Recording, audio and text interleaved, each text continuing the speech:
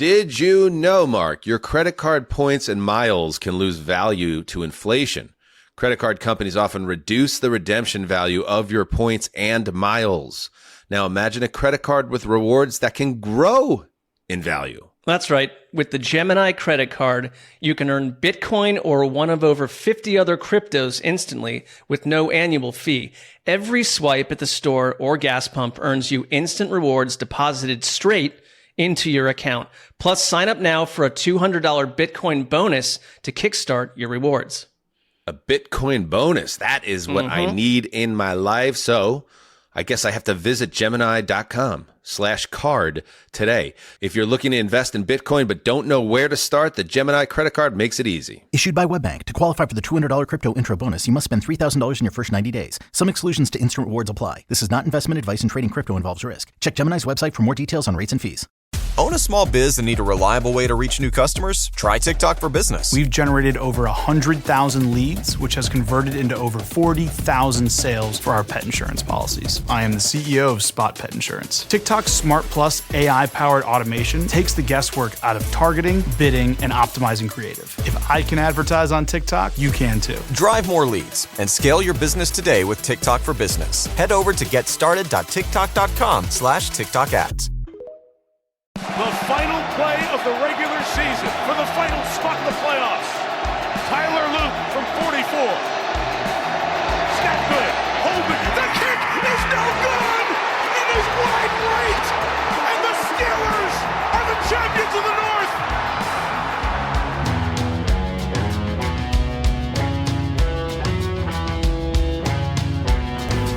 Heyo, welcome to Heed the Call, an NFL podcast. Dan Hanzus here with Marc Sessler, Conor Orr, Justin Graver, and yes, Mike Tirico with the call. And in a season as frankly insane as the 2025 regular season has been in the NFL, it's only fitting that the Ravens and Steelers turn the fourth quarter into a shootout, rife with busted coverages and touchdowns, and then a missed extra point, and then, yes, poor Tyler Loop, with a little help from the Catholic Church, potentially in Pittsburgh, and a priest walking across the back end zone line, allow the Steelers to survive and advance to the playoffs with a 26-24 win. We're going to get into that game and all the games that were played on this Sunday. But before we do that, let's fly up what we're going to be getting next week on Wild Card Weekend. Saturday, we get Rams at Panthers, followed by Packers at Bears, Saturday night in prime time. Then on Sunday, we're going to get Bills at Jacksonville against the Jaguars. Niners at Philadelphia to face the defending champion Eagles. That's on Fox. And then the primetime game Sunday will be Chargers at Foxborough against the Patriots. Slobber knocker incoming there. And then we finish the first week of the playoffs with these Pittsburgh Steelers hosting as the division champions. Yes, the Pittsburgh Steelers, AFC North champions, hosting the Houston Texans to wrap Wild Card Weekend. Sessy, that was wild. That was a wild way to cap the regular season. It was. And I think it's kind of special because in a regular season that has been the weirdest that we've experienced together as a group, with a lot of new names, new faces, new teams, like we're still closing it out with Ravens Steelers. And I don't know. I came out of this thinking like, were you both trying to lose this game? There were a lot of problematic issues. I thought that Chris Boswell might never kiss a girl in Pittsburgh ever again after this. But then suddenly Tyler Loop comes in and solves that problem. But there was like so many twists and turns. And they so much, these two teams who like absolutely were who they are in all their flaws. And the Steelers, minus DK Metcalf, they were a screen pass offense tonight, found a way to get out of here, doing everything wrong on some level, but getting out of here. And it was just a very Steelers Ravens-esque, I will not call it vintage, but I'll say it had that feel to it. And it was the perfect way to cap Sunday night on the final regular season week of the NFL season. I was telling Justin before we started that I've been on a bit of a lock drought of late, and when Tyler Loop was lining up for the game winner, I felt so supremely confident. And as the kick is just like bending off screen, it seemed like it just like plunged into Lake Erie at that point. Then he missed the net, Connor. He missed the net. And then the next clip is Mike Tomlin, who I've had my fair share of disagreements with this season, pounding his chest and like disco dancing like this is exactly the way that he fucking drew it up, and this was all part of the plan. I have not been that triggered by something since I've been like 11 and Notre Dame lost to USC. Like I felt a visceral emotional reaction to that. You know what? But that's what football's supposed to be. Or since 24 hours ago, probably, Connor, if you're honest. But it is like if like if Marc Sessler is the Michelangelo of the angry text where you could actually hear him hissing what he's typing, your tweet that you sent out moments after they showed Tomlin was I could hear your anger, and we'll get into it. It's another bad week for us with the locks, but like Jesus. But you got to give him a pass. I mean, this is a game. What made this game so interesting? Neither of these teams, by the way, are to me. As you're watching the game, you're saying we're watching a team that's about to go on a Cinderella run to the Super Bowl. But sometimes it's just like, let's enjoy these two rivals going back and forth, especially set against the backdrop of the job statuses of these longtime stalwarts for their organizations, John Harbaugh and Mike Tomlin. And I know the reporting's been kind of all over the place around both these guys. And Harbaugh, you saw his face as he was walking toward midfield to meet Tomlin, and then trying to process what just happened, that this game that had gone back and forth, and then you finally, after on 4th and 7, Lamar, who made some huge plays in this game in the fourth quarter, hits Isaiah Likely, who's been a part of so many near huge plays for the Ravens in the last 2 years. He finally goes up and grabs this pass. They're in field goal range. And now Harbaugh, after a 1-5 start, is primed to steal this division, probably, end any conversation about his job security. And then the kicker gets overwhelmed. The rookie kicker gets overwhelmed by the moment. So I understand why Harbaugh looked the way he did after the game. I also understand why Tomlin, while yes, he was very fortunate that played out the way it played out, he's pounding his chest because there's been a lot of pressure on Tomlin this year. So all of a sudden to come out on the other side, like in Shawshank, 2 football fields of smelling foulness, come out on the other side as a 10-game winner, an AFC North champion who's hosting a playoff game on Monday night. That's why he's pounding his chest. It's been a very emotional year for everyone connected with that team. well, also, I can't think of a coach that would be more prone to pounding his chest based off a result that didn't directly have to do with strategic input that he made. And I mean that in a nice way about Tomlin. He's just kind of like, no, he's just that dude. You know what that was? That was a Sirianni move, is what it was.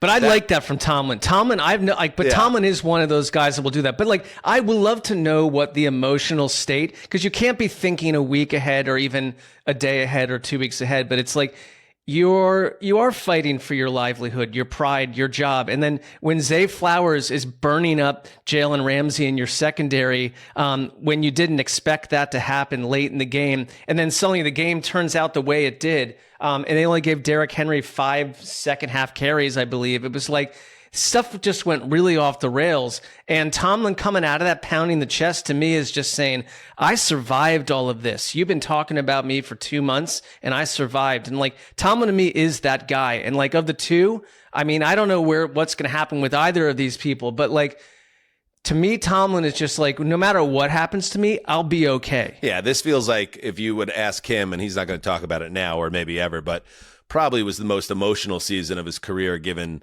the way it all played out, the fast start, the deep funk, blowing the game against the Browns last week, and then the roller coaster of the fourth quarter. It's also a very emotional game for Aaron Rodgers, who's had his own ups and downs in his career, especially in the last 3 years or so, and now he that kick goes through the uprights. We're having a question of, did we watch Aaron Rodgers' last game? Instead, he's back in the playoffs for the first time since leaving the Packers. Here's Rodgers. It's pretty emotional, honestly. It's been a great year. So I'm thankful for these guys and excited to be going to the playoffs for the first time in a long while. Does that mean you're riding off into the sunset after this? No, it's been a grinding Old year. Starco. And 2 years before that were tough as well. So Like, listen, don't if we're all picture. going to come to the defense of Laura Rutledge, and I'm glad we did, for her, who was it? She hunted down who was the quarterback we didn't want to talk? Herbert. Let's also give Darnold more recently too on Saturday. Yeah, let's give some credit to Starco, because Starco probably knew that Aaron Rodgers was going to shoot death daggers right at her for asking that question in that spot rather than just letting him, quote unquote, enjoy the win. But she had to ask the question. She even said it as she transitioned to the next conversation point with a different Steelers player. She's like, I had to ask. Anyway, nice win. I suppose. I'm sorry, Connor. That's a tough one. That's a tough loss. But that is, you're a God-fearing man. That was a nice moment for Father Dempsey. And You got to like a Catholic officiant getting involved there. As you wear your Notre Dame spices. hoodie. I mean, let's focus on the positives of that moment and try to not dwell on just an absolute dagger of a loss in the lock competition with a chance to go one clear of the field entering the postseason. Let's not focus on that. Yeah, there was the holy water, and that was the end zone that was blessed before the game, the one that Luke missed. But if you go back and you watch the shot, right down the middle of the pipes, someone was holding a John 3:16, which, like, when was the last time we saw John 3:16? Hell yeah. Two things I want back in 26. John 3:16 signs. I want them everywhere. Yeah, okay. sure. I want every sporting event. I want just religious fanatics bringing signs with scripture. Okay. I want it back. That. The other thing I want back, Dean Scream. I want it back. I want it in the discourse. Okay. And I won't settle until I get the Dean Screen back. They go hand in hand in terms of revival. So I totally agree. All right. Anything else? There he is. Anything else on this brilliant Sunday night affair? Lamar was awesome in this game. However, there were a couple moments on that final drive where I thought he could have ended up being the villain and, setting them up for that 4th and 7 in the first place. That miscommunication with DeAndre Hopkins. I thought he was drifting a lot in the pocket on that drive. And I don't know about you guys, but there was just that singular moment there where I was like, oh my God, are we coming out of this being like, it's the get rid of Lamar game too? Like, there were so many different bends in this game that I thought could have resulted in a shockingly different outcome. There's reporting around that. So that 4th and 7 was preceded by, as you mentioned, the Hopkins play where Lamar scrambles out of trouble, and Hopkins, as was happening every possession for both teams, just massive coverage busts. Like, I don't know what the hell's going on with these defenses, but Hopkins kind of he hides along the sideline. And then after Lamar clears the pocket, there's no one around Hopkins. And here's Lamar saying, dude, there's no one behind you. There's 50 yards of green between you and the end zone. So he kind of puts a little air under it, and Hopkins just parks in front of the first down marker because he's just thinking, let's move the chains. And it was a miscommunication that then was followed by Lamar looking totally out of sorts as he got scrambled out of the pocket and almost took a terrible sack and then just winged it out of bounds, kind of got away with potential disaster there. So you're right. It was that close. If that 4th and 7, if that pass that he throws to Likely is 6 inches higher, we're having a totally different conversation. So from that standpoint, and Ravens fans don't want to hear this, and we got to keep moving because there's so much to talk about today. But this game, if you're John Harbaugh, if you're a Lamar, it could have been the conversations around your team could have been focused on that you're the problem. Instead, it's more going to be focused on, well, the defense kind of shit the bed, but the kicker didn't make the kick, 44 yards, and this is a totally different conversation, and that's why place kicker is literally the hardest, most unforgiving job in professional sports. I stand by it. I feel bad for that kid. He replaces Justin Tucker, who was the greatest to ever do it before his decline and then legal troubles. Loop had a very good year, but now he has this attached to him, and he has to move forward in his career. It's crazy the way the sport is and the human side of it. The Steelers survive. All right. for now. All right, there you go. Sunday night in the rear view, but we have so much more to get to. Let's swing over to the NFC now. We're going to go all through the NFC, then take a break. Then we're going to go through all the AFC and then offer analysis that's like a B-, I would say, Mark. That's what we're going for here. A stunning B-. Right. Right. Stunning B- is the bar we're looking to clear. And let us start with the showdown on Saturday night with the number 1 seed and the NFC West on the line.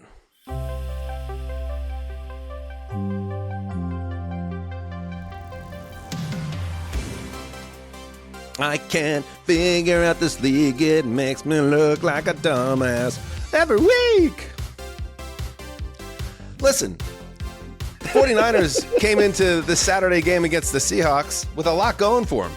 Their offense completely unstoppable. Brock Purdy playing like an MVP in December and into January. They're home. They're playing as well as anybody in football. All they had to do is defeat the Seahawks. Just keep the good times rolling. But the Seattle Seahawks had other plans. Mike Macdonald's defense went off, completely neutralizing San Francisco's attack. And the offense played mistake-free football.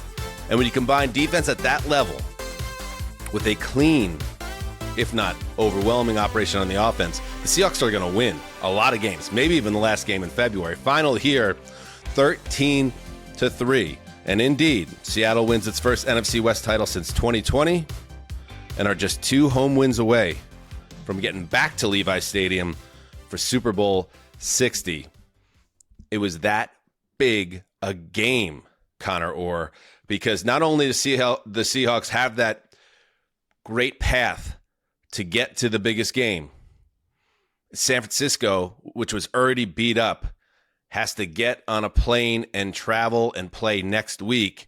And who knows how that's going to turn out for them. So massive, massive victory for the Seahawks on multiple levels. I don't know if you guys were as surprised as I was when you were hearing the announcers talk about the pregame conversations that they had with coaches, how much weight Kyle Shanahan put on that bye. He didn't even disguise how badly he needed that week of rest for his players and just how exhausted and how beat up they were. And he even said that he would have argued that getting that bye would have been more important than whatever the prep that they would have put in or whatever the importance that they would put behind their first round playoff game, which is stunning to me.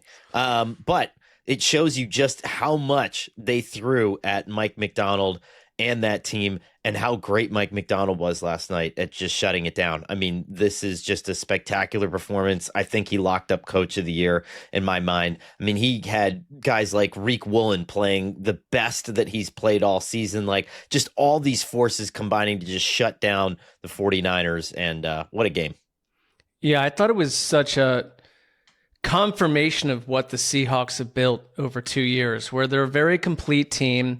And we sort of said, you need Sam Darnold just to oversee this and play cleanly. And he did. And you got that. And then everything else kind of grows from there and blossoms. And they just dominated. Their offensive line, which is not one of the best O-lines in the league, just was a dominant force last night.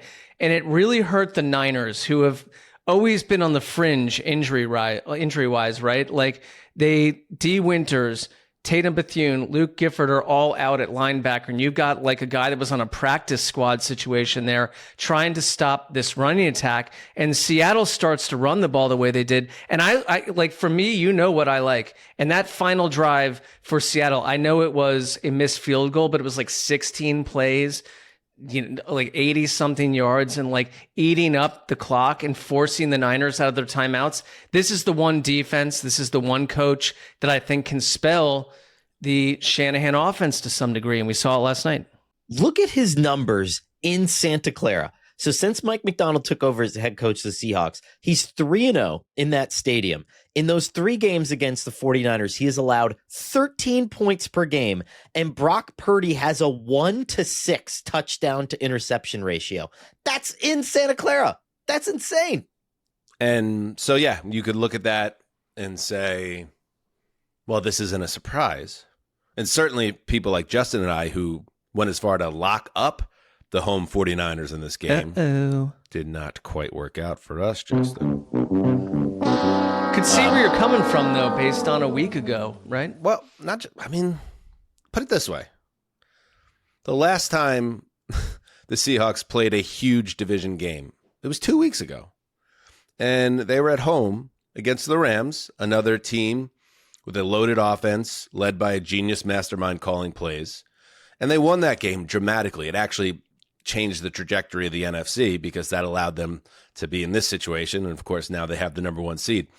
But their defense in that game gave up 581 yards. And I guess that speaks to, in some way, Connor, how matchups matter. It's not necessarily that the defense was so bad that week and then so amazing this week, although that was the case. It's maybe the Rams are a much more difficult matchup, or maybe they were just a bad matchup that week on a short week. There are a lot of things to go into it.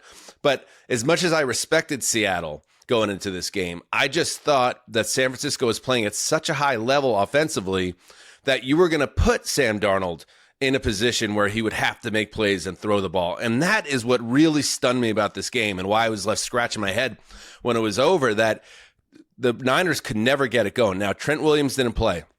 That's a big deal. He had the hamstring. We'll see what happens if he's on the field next week in Philadelphia. And Ricky Pearsall was out again, but Ricky Pearsall is always out, right?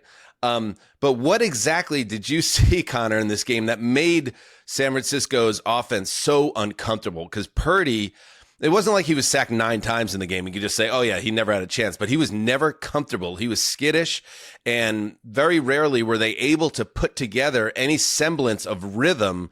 And I know you could point to who knows what happens if Christian McCaffrey doesn't drop that ball. It turns into the interception that seals it in the fourth quarter. But even that came with Purdy being rushed.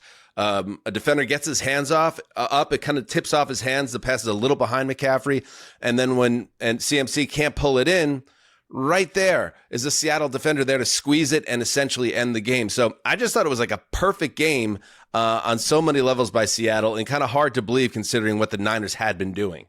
Yeah, it made me kind of slap myself in the head, and apologies to Seahawks fans. I mean, I think they deserve it because I agree. I can sit here every week and say that the Rams blow me away because of their versatility. The Rams blow me away because of their versatility.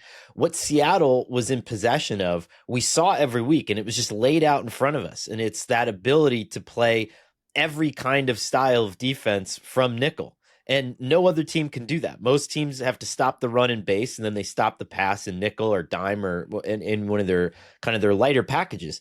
And we were, it was evident the whole year. I mean, this is why they drafted the way that they did. This is why they brought together the personnel that they did. This is why they've been playing well all season. And of course, that's how you shut down a run pass play action heavy Shanahan offense. Is you don't give them anything. You don't give them an edge to exploit, and they just sit in the middle. And I think they're so frustrating for coordinators like Shanahan who prey on getting those matchups, and he's just not going to get them.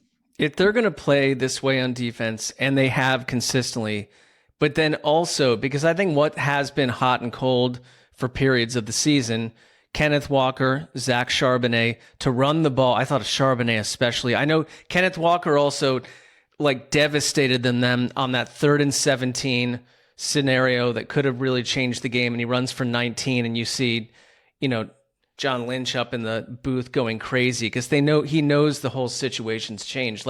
If they add that element to what they are, they're kind of the perfect team to go into deep winter.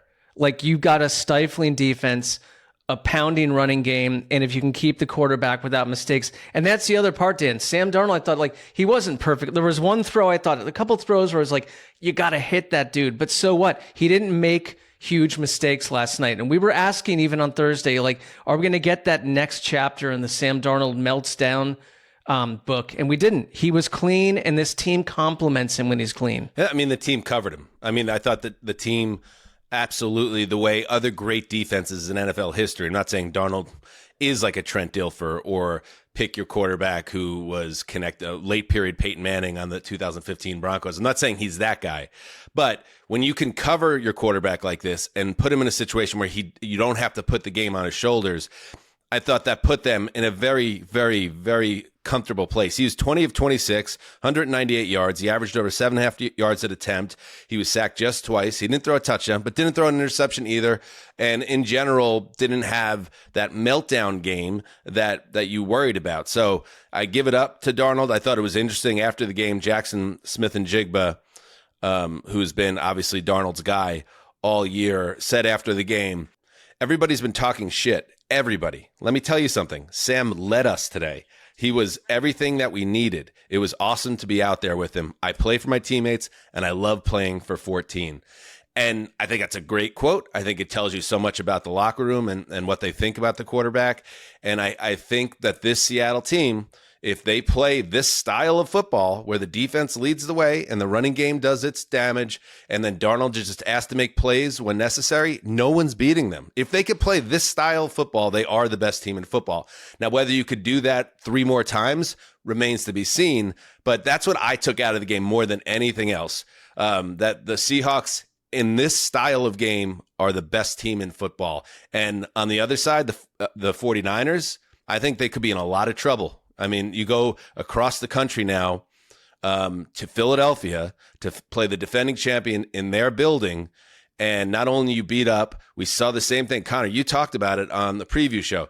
What happened with the Vikings last year after they played a win for the conference, and then you lose that game, and then you have to go on the road the next week, beat up, and also maybe losing a little bit of your charisma and juice, and you see what happens. I'm very nervous about that game, and if I'm an Eagles fan, I like that I'm getting this version of the Niners. And the Eagles can not replicate man for man what Seattle can do defensively, but the Eagles have pieces to be versatile in that way. And I think that they can bother San Francisco in the way that Seattle bothered them. Now, you brought up a couple of these examples of maybe a ball goes one way or the other way, or maybe a tip ball pass goes one way or the other way, and the tenor of this thing changes. And I think the Eagles, in a lot of ways, when you press them, I think are less good when their backs are up against the wall offensively and under pressure. But all that said, I mean, I'm with you. I don't love this matchup for the 49ers at all.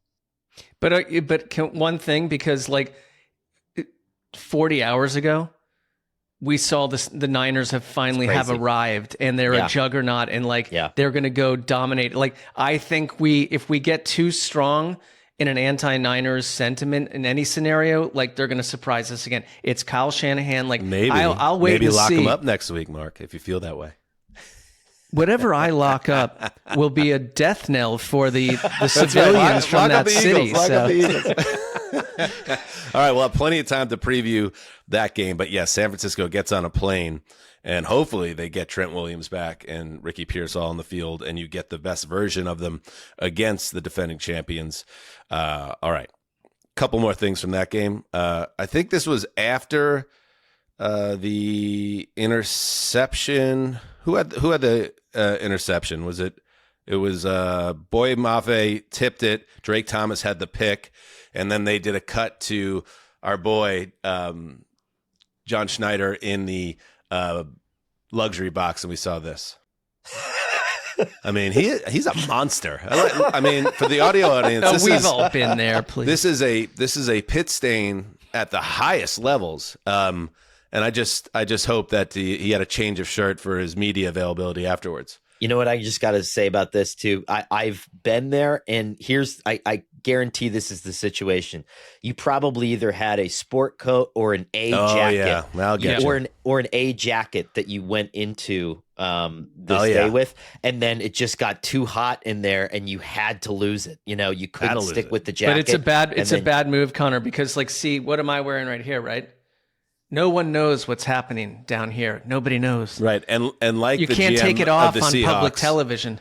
The stakes are very similar to you doing the podcast in your apartment and Schneider's team with the number 1 seed on the line. So they're higher for me when like someone on Reddit's like, Mark has a problem with his armpits, and it's like I think about it for 4 months. So it's bigger for me, but like, yeah, you're right. Maybe not nationally, but yeah.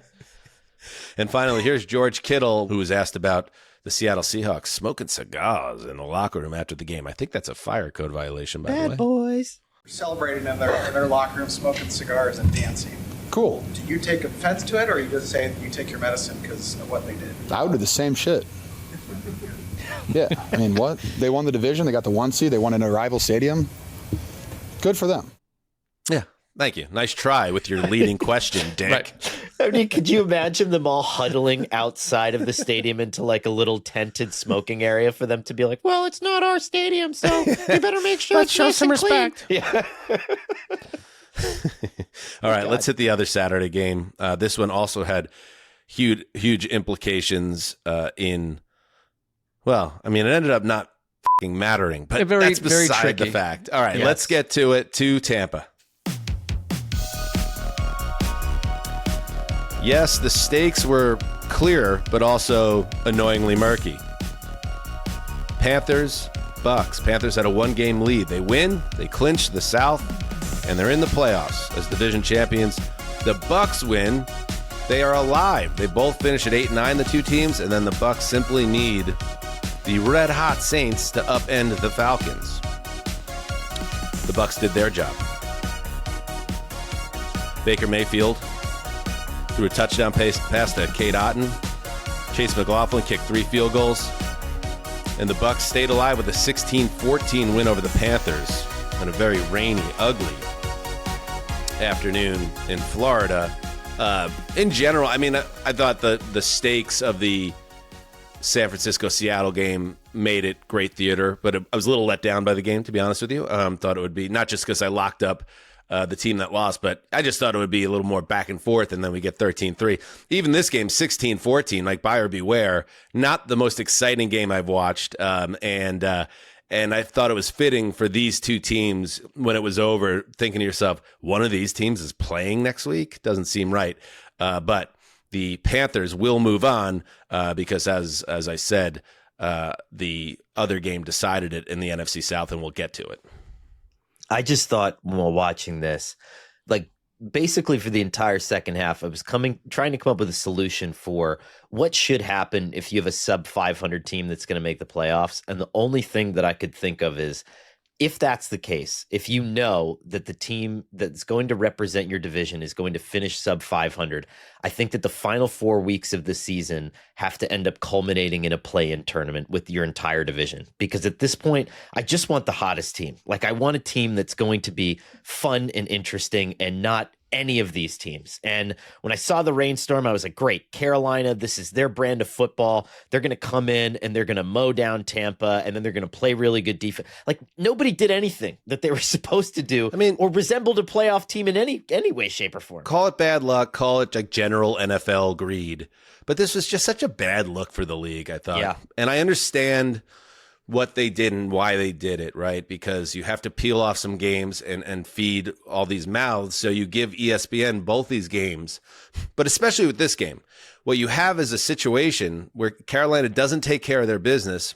And now you're in a situation where neither of these teams can celebrate or be dejected. And then when it's decided 24 hours later in another area of the country, you don't even get any reaction. There's nothing to take out of it. If you were playing these games at the same time in the same window on Sunday, you would at least have the drama of, okay, let's check the scoreboard of what's going on right now in Atlanta. But you didn't have any of that. And so they traded making this thing functional for the dollars that come with the arrangement they have with ESPN. And I just thought it deflated the whole thing. And watching the Saints and Falcons tussle, it just had like a weird empty feeling, like the rest of, I thought, week 18 in general.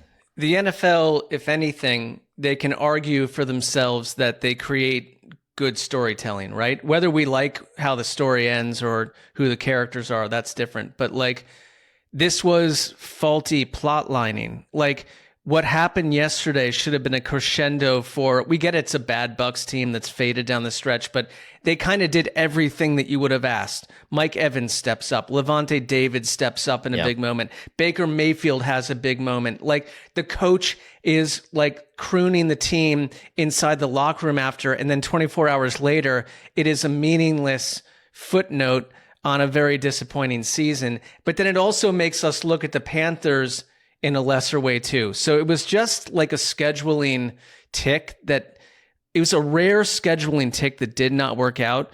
I thought Tampa Bay, in a very much of a weather game, this was a weather game, they finally played the game I wanted them to see when it mattered. and yet it didn't matter. It didn't matter at all.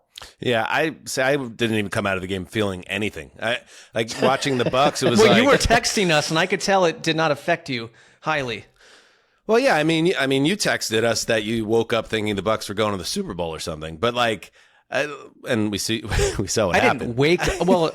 I didn't wake up. No, I said I thought you said you had a dream that the Buccaneers were making a deep run in the playoffs. But they did their part. But it doesn't matter when it's right. But it's not like three they teams played that well. Finish 8 and 9 in the AFC. I didn't think the the Bucs South. played some incredible game. I thought this was just two deeply flawed, mediocre football teams. Yeah, playing a game that had way more way more stakes to it than it deserved, and it had that deflated feeling. In fact, the Falcons.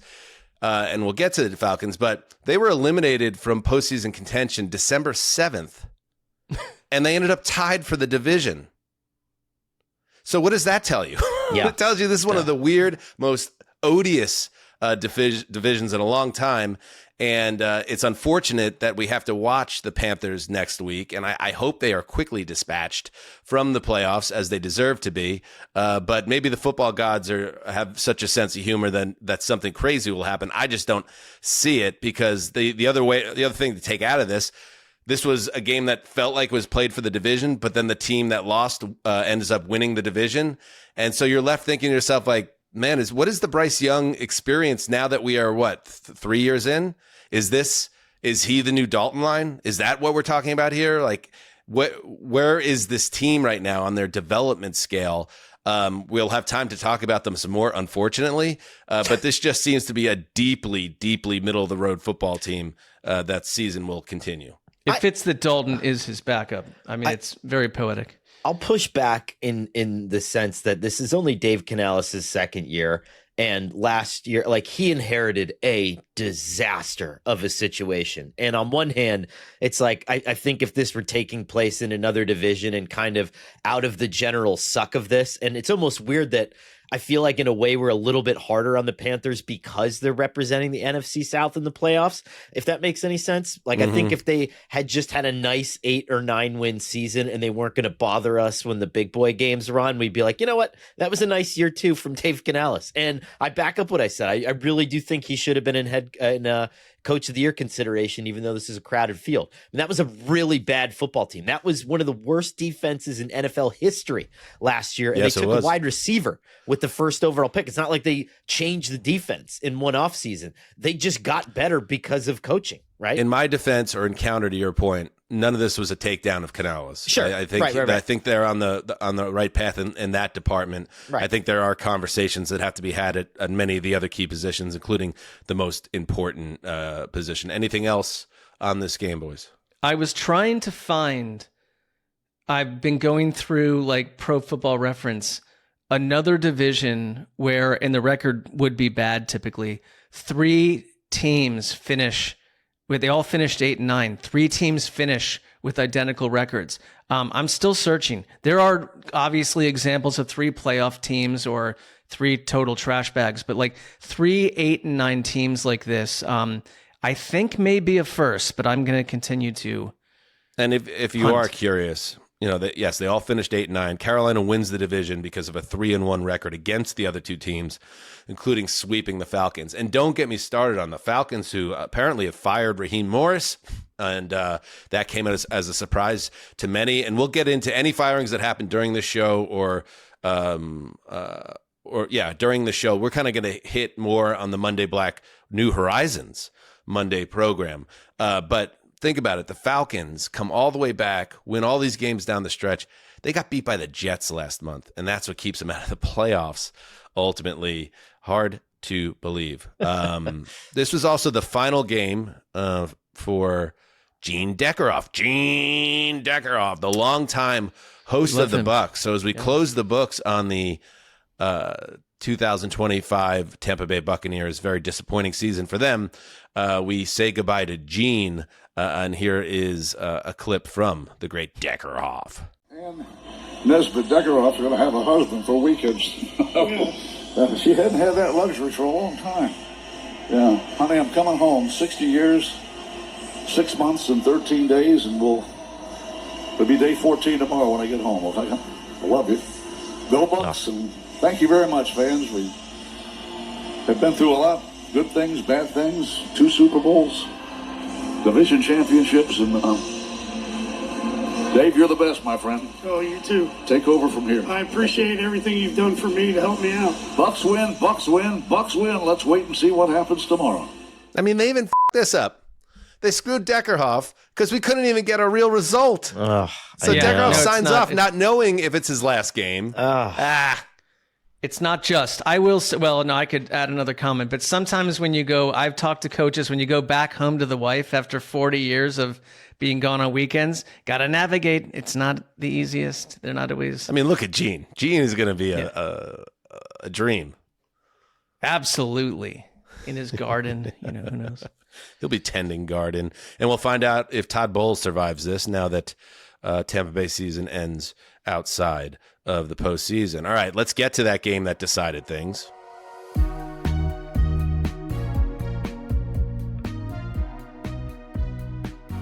Weird, man. You just play these games at the same time. Give us the juice. It's this great old SNL sketch from the 90s where I don't even remember what the premise was, but it's just Adam Sandler saying over and over again, who are the ad wizards that came up with that one? Well, that was a Seinfeld thing. That was a Seinfeld line. Like, was it? Yeah. I mean, maybe borrowed by others, but like that was probably Seinfeld. why I haven't seen it. Yeah, he's like, who are the ad wizards who came up with that? Anyway, so yes, the Falcons do indeed allow the Panthers to advance to the playoffs despite the loss because they hold off the Saints 19-17. The big play in this game was the D. Alford interception in the fourth quarter that shut it down and allowed Atlanta to escape with the win. They finish 8-9, as we said. The Saints, after a strong close to the season, end with a road loss. They're at 6-11. Your thoughts on this one, Connor? I just tried to put myself in a position where we had the Instagram shots of like Baker Mayfield, and Todd Bowles said he was watching the game at home, and to have the Saints get like a punt blocked leading to a Falcons touchdown. And, and then all of a sudden that momentum turn where Tyler Shuck goes on this big run at the end of the game and you think maybe everything's going to turn around, and then there's the pick. And, it was heartbreaking because New Orleans is getting good enough that they're not out of games. They're in all the games that they're playing now, and Shuck is good enough to keep them in these opportunities. But man, it was when you look at it through that lens, it was so heartbreaking. You have to come out of this Saints season, though, from where we were, like maybe pre-Halloween, feeling good, right? Like I feel pretty good about. I mean, they were the building. clear power rankings, not just us, but everyone was saying this is the worst team in football. And then let's be fair, and Justin, put on your earmuffs on this one. Like Shuck's the best rookie quarterback in the league this year, and it wasn't even close. I mean, they come out of this potentially not only having their answer at quarterback, they also have a guy that's under contract at a very, very manageable number. So you can, because he's a non-first round pick, you can build around this quarterback and give him a real chance to develop into a Pro Bowl level player. I think there's a lot to like about Shuck's game. All due respect, Justin.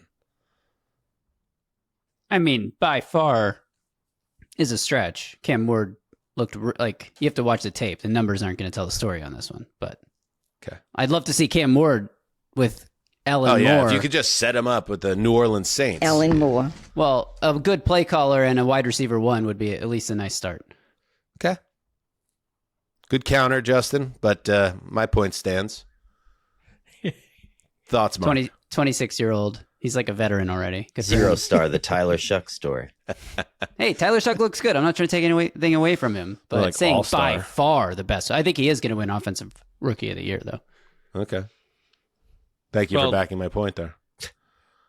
I think, like you said, we'll dig into the Falcons, but it's this collection of talent that it feels like who can flip the switch consistently on this team, like the rest of the teams in that division.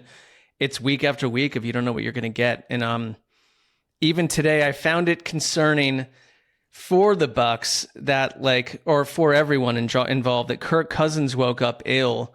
They were like, he woke up ill, which I never know what that means with a player. When they say he woke up ill, it's Kirk Cousins. Like, do you have a death-defying flu? I have a guess, because they're just like us. He's either throwing up or shitting his brains out. Yep. Yeah. 100%.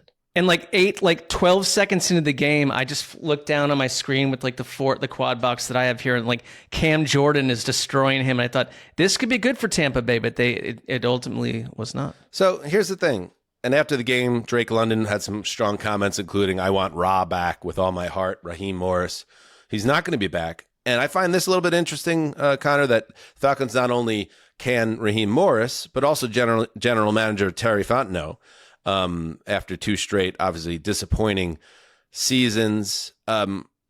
What's been what have we been talking about around the Falcons, right? The last couple of weeks during this surge.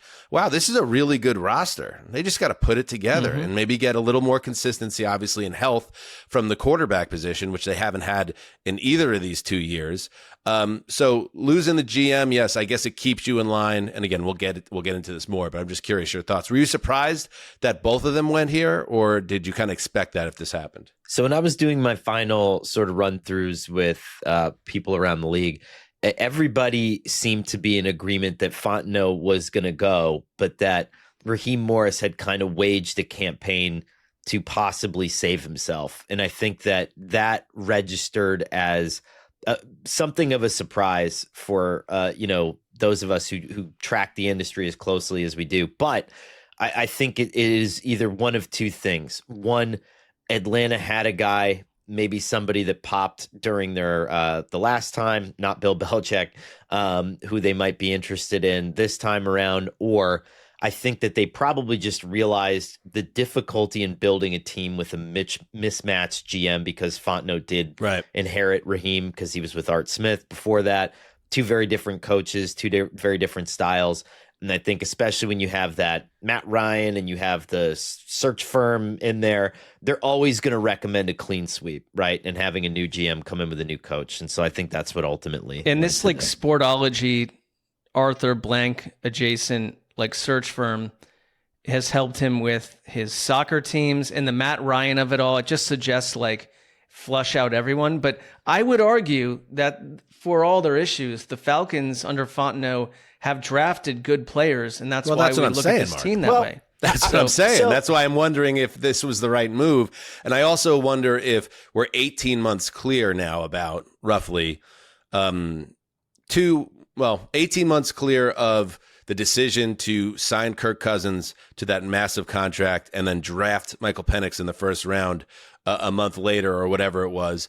And then we are about 9 months clear of the decision to trade your first round pick.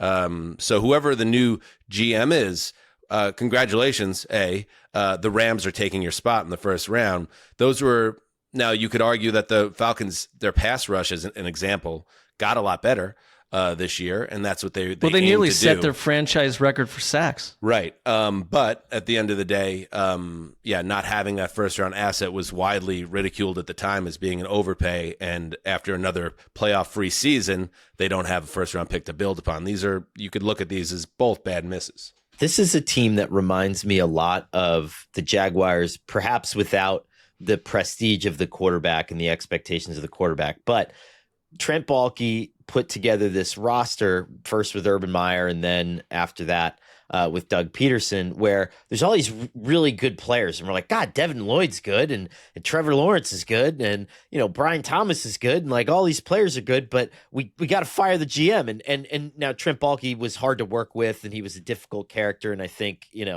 different in a lot of ways. But Terry Fontenot falls into the same kind of interesting category where it's like, wow, Bijan Robinson's good and Drake London's good and all these other guys are pretty good. We got to fire the general manager, And it's like one of those things that it is hard to put your finger on, but I do think his fatal flaw was not signing enough of those pieces to tie it all together. You do have something of an all-star team of skill position players, but there isn't that mortar on that roster, and that's part of his job too. And I wasn't a big fan of the Raheem Morris hire when it happened. That obviously didn't work out. either. And at the end of the day, if you want to be pessimistic as a Falcons fan, not that you want to be, but if you're thinking it, it's like they always do head scratching shit. It's like every 6 to 8 months they do something really weird, and hopefully this isn't the latest thing they did weird, which is fire the guy that's built a pretty good core of a roster in the name of synergy with the next coach. We'll see. All right, let's take a break, and we will continue our Week 18 travels. Who are the ad wizards who came up with this one? Sorry, the correct answer is clap on, clap off. I'm watching TV. Every time someone gets a round of applause, my garage door goes up and down. There you go. There you go. It was Jerry Seinfeld as the host of Saturday Night Live in a game show. One of the great tropes of SNL is when in doubt, roll out a game show sketch with Adam Sandler giving Seinfeld-like answers. And Connor, I could hear your laughs from New Jersey. It's just nails on a chalkboard hearing that guy talk.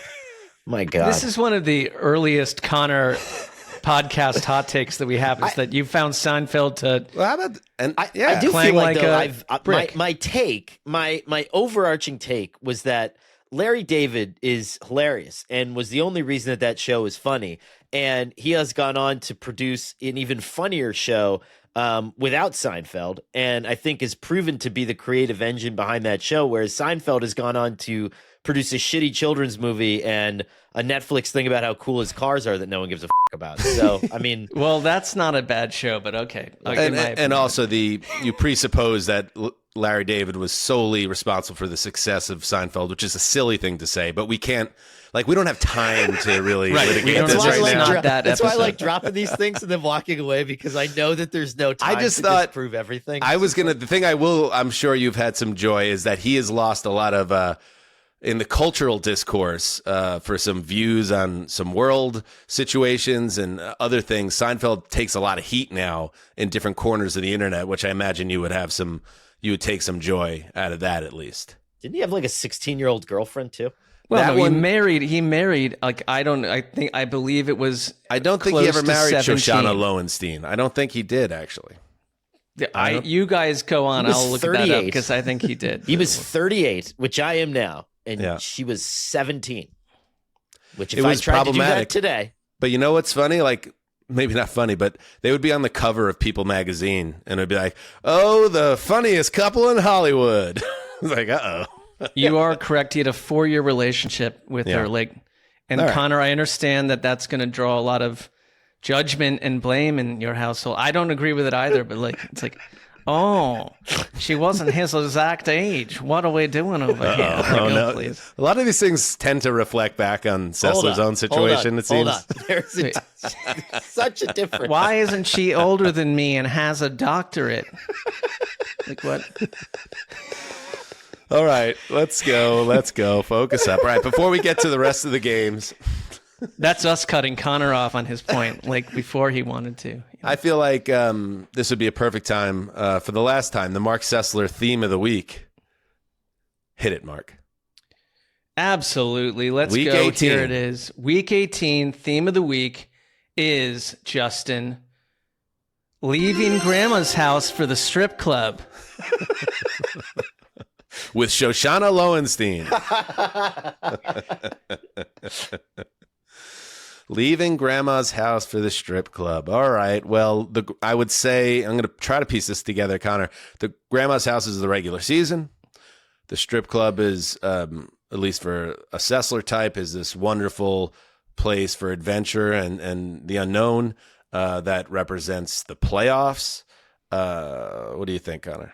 Yeah, one place you're just you're eating old Werther's originals on a dusty recliner, and then on the other, your White Snake is playing, and you're getting ridden around with a leash and spanked in front of your friends, eating shrimp cocktail at the buffet. Hell yeah! You know? You're not wrong, but it is literally the theme of the week, and I thought that this was one week where the NFL left us a little adrift with 7 hours of football, and it was kind of like, for me, I have these nice memories, but they're inactive memories where I was just asleep on like a couch with 8 blankets at my grandma's house. Then it's something like, let's get up and drive back to home or whatever. There we're was- moving somewhere better. Today specifically was a little sleepy for the NFL, and I think they couldn't be thrilled with the sleepy nature of it. I think a lot of us maybe, if you had two great, like, fun sets of grandparents, congratulations. But I find most people might have one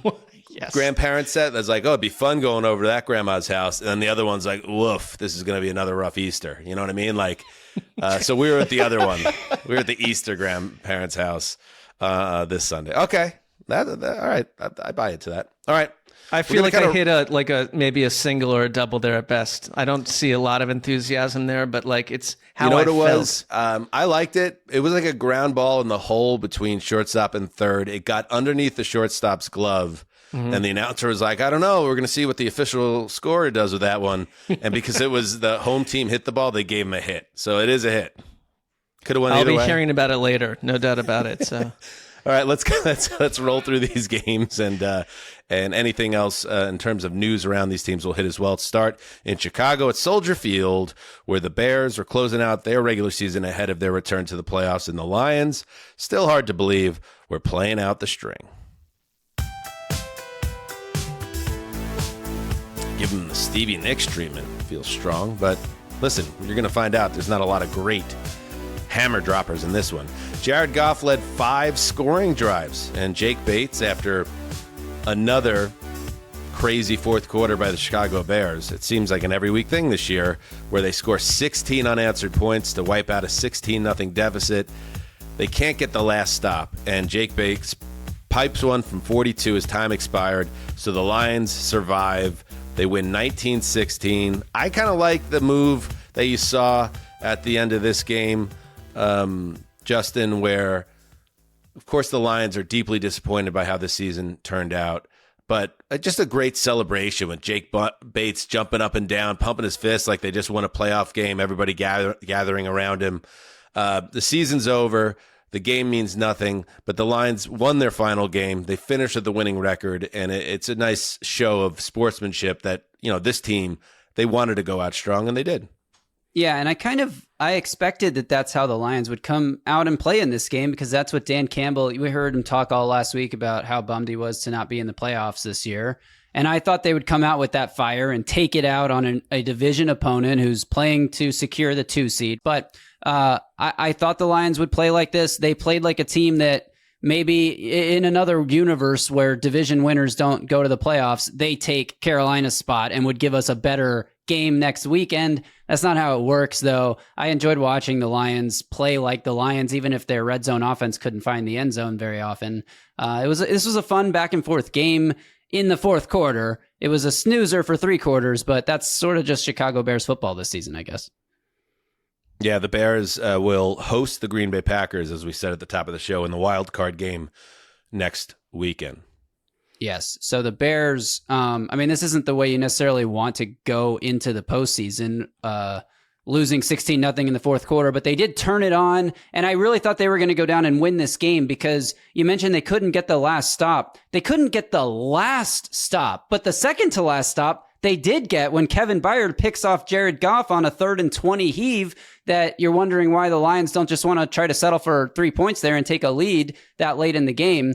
They instead go to try to convert a 3rd and 20, and Byard picks it off. And I thought the Bears are going to drive down the field and kick a field goal to win this as time expires. And of course they go 3 and out and give the ball right back to Detroit. But it's sort of a tune-up game. Like, I don't know how seriously Chicago maybe took this one. Maybe it's not for me to project.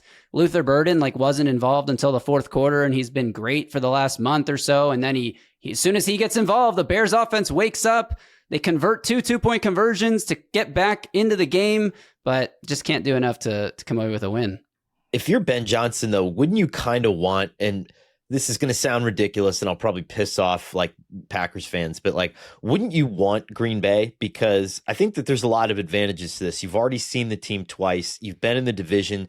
You know that the Packers are going to have one or possibly both of their coordinators interviewing for head coaching jobs, whereas none of you, Declan Doyle might get a head coaching interview at this point, but he's very young and he's not a play calling coordinator. You're good. You're sound if you're Chicago and you know that opponent really well. And it's why would you strive at that point. Like, you're probably pretty comfortable with what's coming to town at this point. Well, and narratively, I mean, I don't put a lot on this, but Ben Johnson has gotten attention over and over for name dropping LaFleur when he opened his career in Chicago about the fact that he enjoys beating him. So it's like, the last time they played in the playoffs, I was thinking about this, like, Dan, it was the first year that we were at NFL.com. It was Cutler versus Aaron Rodgers, and I think Cutler got hurt in that game. But like, it's been that long, and so it's the perfect two teams to meet for a third time in the playoffs. Oh no! Jeez, we're having another rough week. Sessdog, I kind of liked your pick here. Felt like the Bears had something to play for. They're at home, and yet you go down once more. I thought so, but I can't, I have no control over anything. So it's like, I'm just like, you're watching your afternoon fade away into something dark and deceptive. It's like Shoshana Lowenstein's parents in 1996. Yeah, it's very much like her father. Guy's like the most famous sitcom actor in the world. Anyway, last note on this. This really surprised me because I would have thought it already happened, but I guess it didn't. Caleb Williams threw for 212 yards in this game, finishes the season with 3,942, a perfectly respectable number.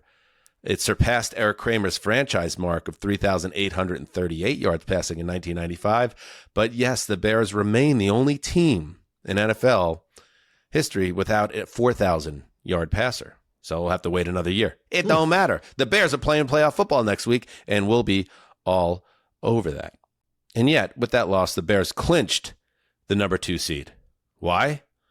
What happened in Philadelphia?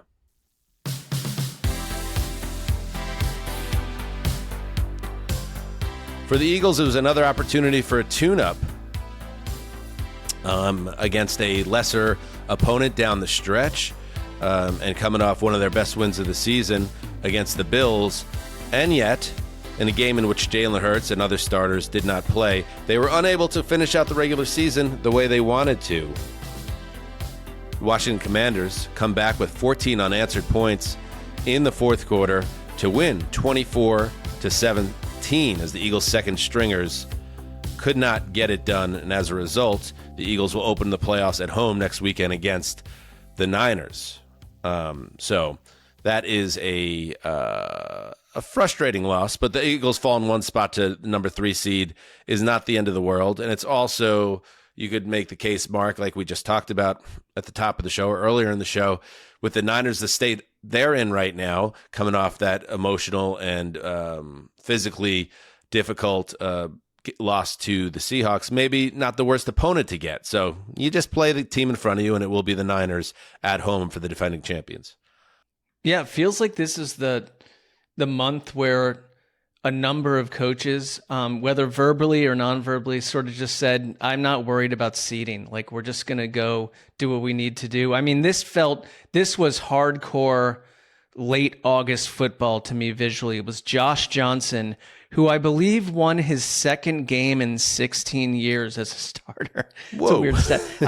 Against Tanner McKee. And I like Tanner McKee. I do, but it's like you're still the Eagles rolling out Tanner McKee, and Tank Bigsby is good as well. And it's like you're trying to hang on for a win. But when you do this, it's unpredictable. And Washington, who keeps hanging around in these games, right? Found a way to take this thing at the end. But there's not much you can take away from the Eagles side on this, because most everyone who matters, Devontae Smith made a couple plays early, then they just kept pulling people in waves. So it's the backup version of the Eagles losing to a Commanders team that's going to go through a lot of changes. And even that, Devonta Smith, I believe he was playing because they wanted to get him to 1,000 yards. Yes. Which he did. And Connor, I'd love to just tee off on Nick Sirianni whenever I can, but I'm not going to in this case. This is a decision he had to make. And he made the decision to use this week essentially as a mini bye for his most important players. And for all the things I'll say critically about Sirianni, the guy's now been through the wars, especially this time of the year. And for him and his staff to decide it was more important to get that rest. They could have gotten the best of both worlds if they closed this game out. They didn't, but they're probably in a better spot to defend their title than they were if they would have just went all out to get the W. I think it's the one advantage, and it was certainly a more pronounced advantage last year when he had Kellen Moore, or a couple years before that when he had Shane Steichen as his offensive coordinator, to allow him to do the CEO stuff, because this is kind of when it comes to a head, is like, how many conversations are you just having with the 30th to the 50th guys on your roster and just kind of taking the temperature of things? And granted, those aren't the guys that you're sitting, but how in depth are the conversations that you're having with your starters, your leadership council, you understanding that whether these guys want to play or not? The fact that last year when he sat Saquon Barkley before he broke the NFL rushing record, that turned out to be a non-story. And maybe in 30 other markets, that's something where that running back is still pissing and moaning and kicking a can around the facility, complaining about it. But I do think in those situations, he's very good. He has good emotional intelligence. Well, okay. We really disagree. Finally, Diana Rossini reported that offensive coordinator Cliff Kingsbury of the Commanders is expected to field head coaching interviews from around the league, and that Washington could move on from him, whether or not he takes a head coaching job elsewhere. Real quick on this, Connor, that really surprised me, because obviously he resurrected his reputation during Washington's run to the NFC title game with Jaden Daniels last year. Is there some type of schism behind the scenes with Quinn, or is this one of those things where there's an idea in the league or with the Commanders that maybe people caught up to Kingsbury quickly here? Why would they ever let him out the door in a season that was basically wrecked by Jaden Daniels not being on the field? I think that there's a way that Cliff likes to play, and I think that the Commanders probably just have a longer term view of Jaden Daniels, and my guess is that they're probably a little bit skittish about the fact that he got hurt this year, which again had nothing to do with Cliff's offense. But I do think Cliff's offense likes to play with a lot of tempo. It caught the league by surprise last year, and maybe that's something that they want to curtail moving forward. That said, I think if you're drafting a quarterback out of college now, like I'm looking at the Raiders as a projected opening at this point, that's a guy that I would bring in for an interview tomorrow. I think that Cliff's a really good coordinator. I think he's a good play caller, and he's good with quarterbacks. But this could happen elsewhere. I mean, look at the Buffalo Bills too. Joe Brady is a guy that if you're putting together a head coaching list at the middle of the season, you're like, yeah, that guy's probably on it. But in the same vein, if they have 3 or 4 bad games, he might not be the offensive coordinator of the Bills anymore. Yeah, I mean, I think what's really interesting about the coaching carousel this year is, yes, there's been talk that less coaches can get fired this year than usual because of there not being so many great options on the open market. But then you have a lot of coaches, or not a lot, but several prominent coaches that are longtime coaches, whether it's a McDermott, a Harbaugh, a Tomlin, that you're kind of waiting and seeing how the playoffs or the end of the regular season plays out. It's very interesting, the picture this year in a different way from that perspective. All right, let's now move to a game here in Los Angeles in which the head coach took a different approach than Sirianni. Yeah, the Rams didn't have a ton to play for on Sunday, and yet Sean McVay decided he wanted to play his guys. So Matthew Stafford, Puka Nacua, and the rest of the Rams headed out on the field and took care of business, 37-20 over the woebegone Arizona Cardinals. The Rams finished the season 12-5, and they get the Panthers in Carolina. Panthers who beat them, by the way, on November 30th, you might recall. But we'll see if that is going to happen again for the Rams. I'll point out in this particular affair that the final score is a little bit misleading because the Rams were kind of trudging their way through this game early on until Puka Nacua made a one-handed touchdown grab just before halftime to give them a little bit of breathing room, and then they were able to kind of take it home, especially in the fourth quarter when they had 2 unanswered touchdowns. So it got to 37-20, but the Rams looked still, even in this game, not quite the best version of themselves. So I guess my takeaway on this game, Sessler, and there's not a lot to take away from it, but my takeaway from this game is while they did get a win here, the Rams in the last 3 weeks going into the playoffs aren't in full stride. So maybe getting the worst team in the playoffs, the Panthers, is perfect for this team that still is figuring out a few things as there's a couple issues in the engine at the moment. That is a total coup d'etat to get the Panthers. And I'm not dismissing the Panthers either, but just of all these draws and how this could have shaped out for LA outside of getting the number 1 seed, this is great. I also think that like watching, there was the moment where Puka Nacua looked like he had scored the touchdown by blasting through Budda Baker, who is an awesome player, and then got it on a 50-50 ball with a one-handed grab like seconds later. Like, this guy can win them playoff games. Like, there's just sort of a will to the Rams, and I trust them to work their way out of what I watched with you too, where it was like they weren't totally on today, and I'm okay with that. Like, you got a great playoff draw, and you go from here. I think the Rams are one team I trust to figure out within a week some of their issues. Yeah, I'm with you in the sense, Sessler, that I absolutely have the Rams on my short list of the teams I think can win the Super Bowl. Still, I just think they have to clean things up a little bit. Stafford, by the way, who I think, and the Desert said the same thing, fell behind Drake May in the MVP race. He did throw 4 more touchdowns in this game, putting the final touches on an incredible year in which he threw for nearly 4,500 yards with 42 touchdowns and just 8 interceptions. And he gets out of the regular season healthy, obviously, which is a huge thing as well, as is Puka Nacua, who ends the season. He had 10 catches in this game for just 76 yards.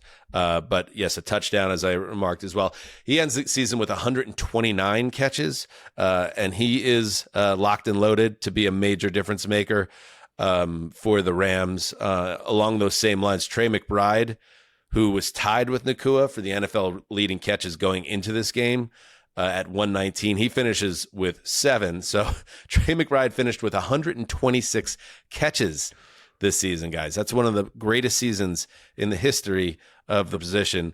1,200 yards, 11 touchdowns, 10 yards a catch. And we got this little great sideline moment in this game picked up by what do they call that, Mike? What do they call those? Parabolic. I love that word. Yeah. The parabolic mics. Scientific. All right, sound up. Turn up your volume. This is fun. Brissett fires and wide open. Wow, it's McBride. Oh, motherfucker! I'm here. Did he say boom, motherfucker? I'm him? I'm him. Yes. Yeah.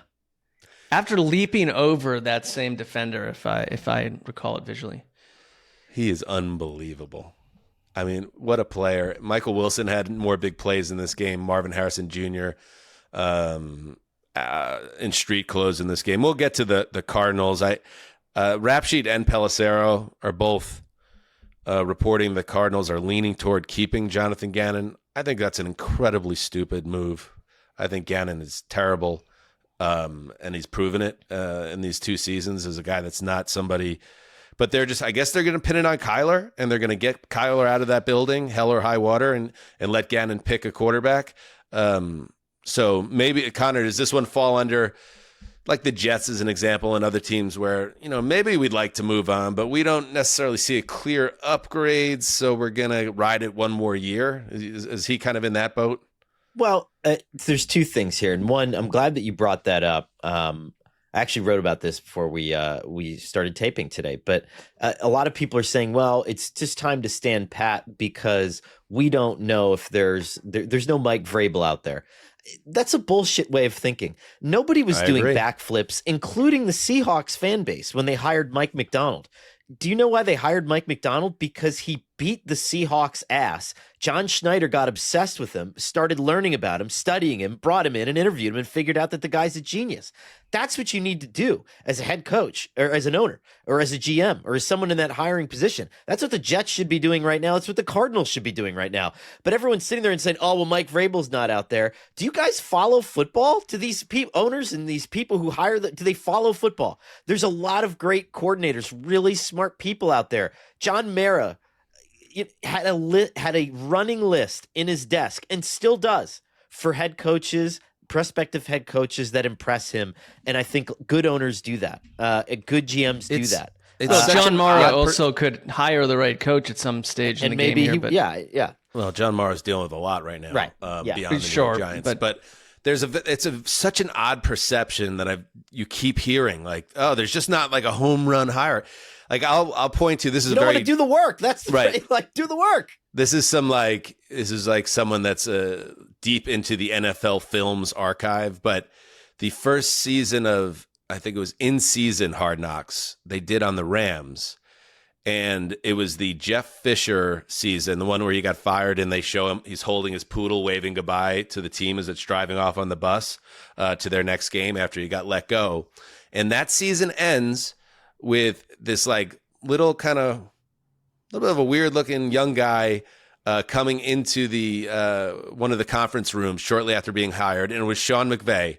And it wasn't like this like hammer drop by the Sable gang that, look at this, we're ending the episode with the great Sean McVay is entering to save the Rams. It was like, no, this was just this guy that has a reputation inside the league as being really bright, and maybe we hit on it, and then he turns out to be a guy that is seen as one of the great coaches of his era. Like, don't just because there's not some recycled veteran like a Mike Vrabel not there doesn't mean he's not out there. It's like the Andy Reid thing comes along once every decade, where a great coach that you know is great, that's been to title games and Super Bowls, just runs his course. But every other example, like Mike McDonald, Dave Canales, Nick Sirianni. Like, well, the other reality, though, like before we blow smoke up everyone's butthole, like 80% of these guys utterly fail, and we are in a hiring process where the average fan is clinging to what they know about the name.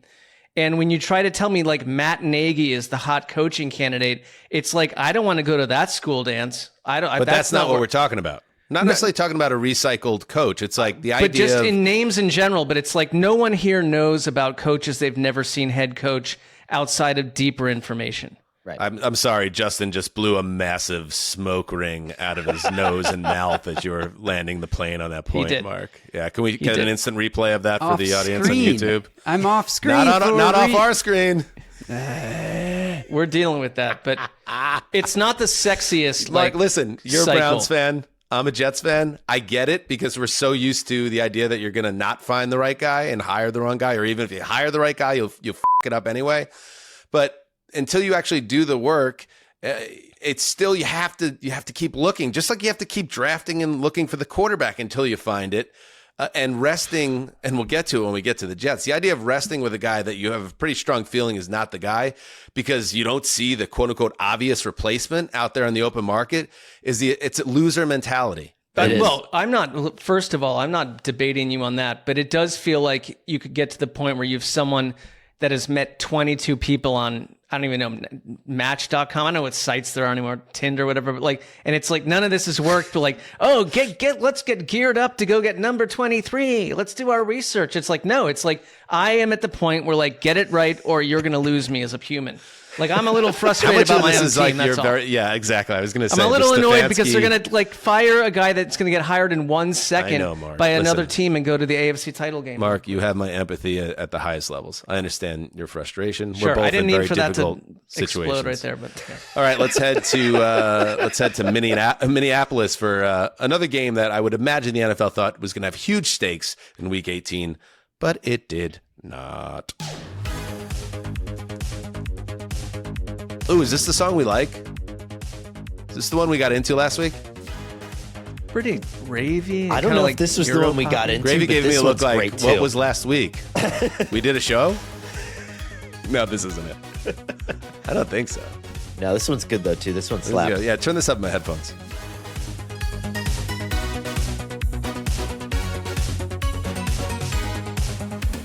This has got a little Ninja Gaiden energy to it. Oh, yeah, this is it. Turn it up. This game gets this? Gotta beat up the beat to this. Nine.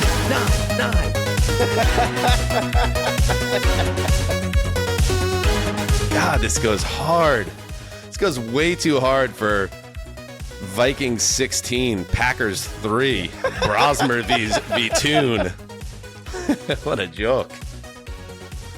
What a joke. Week 18, NFL. They're like, oh, we want to add another game to the regular season. What? What are you talking about?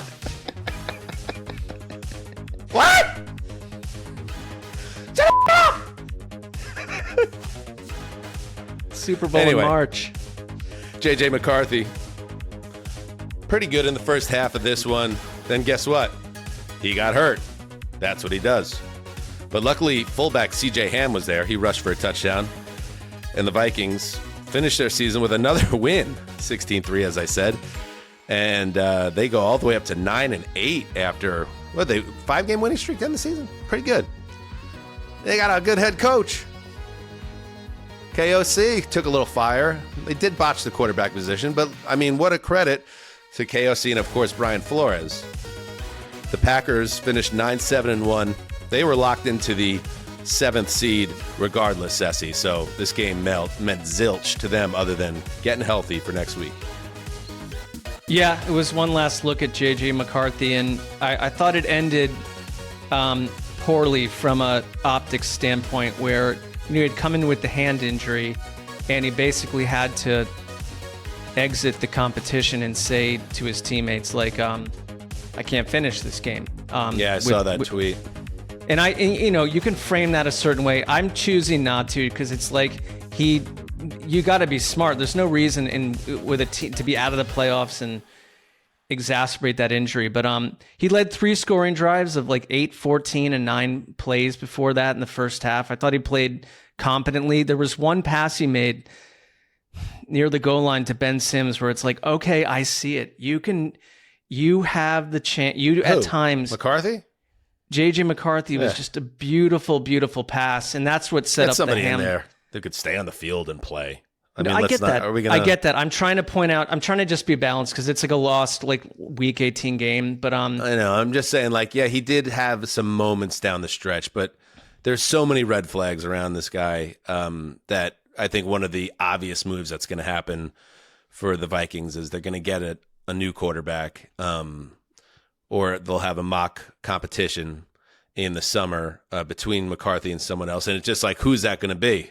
Is it going to be someone like a Mac Jones? Could it be somebody like a Lamar Jackson? There's a lot Aaron that Rodgers? could happen. Kirk Cousins. There's all different routes they can go, but there will be someone there. Brian Flores, we talked about on Thursday, and Connor spoke about it well. Brian Flores' contract is up. It's unknown where he's going to be coaching next season. Jay Glazer also reported, I talked about some established head coaches who their jobs could be in jeopardy depending on how things shake out. Glazer said that Matt LaFleur is in a time will tell category when discussing his possible head coaching changes. LaFleur's contract is up after the 26th season.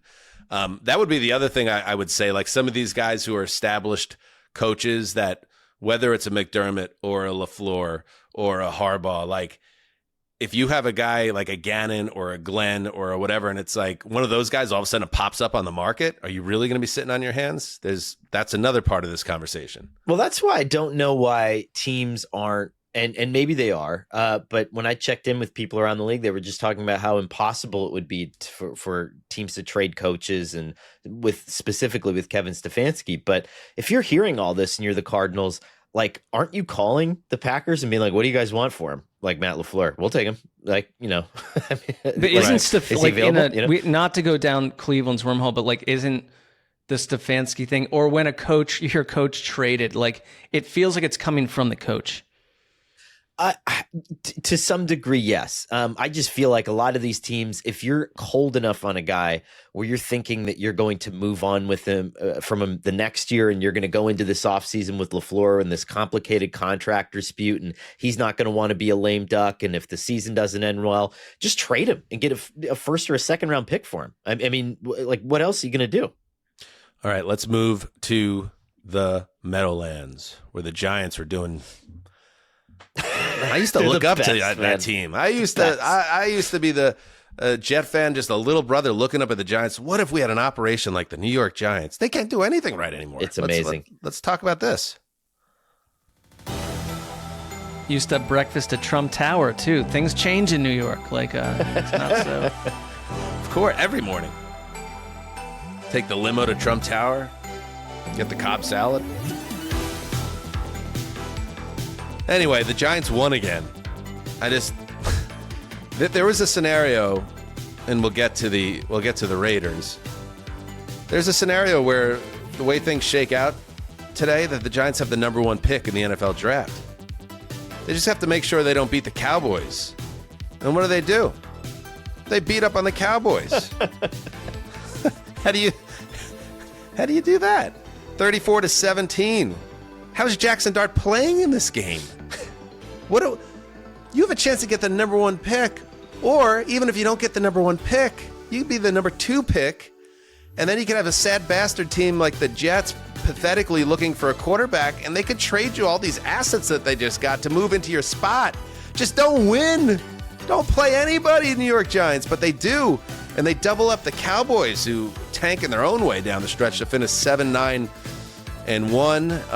The Giants finish at 4-13, but they drop, if you'd believe this, all the way from potentially number 1 in the draft to number 5 now. We'll get to the final draft order at the end of the show. But Justin, I just couldn't believe it that they did this. I guess I could believe the way the Cowboy season ended, because despite the heaping praise from me and others on the show in November, they cratered down the stretch of this season. Yeah, can I start on the Cowboys? Because sure. Jerry Jones said something interesting earlier in the week. I think it was on the radio, or maybe it was somewhere else. But he said if we finish 8-1, I'll consider that a winning season, which it, of course, is not. It's a neutral season. And maybe Brian Schottenheimer. Got no idea where he is right now.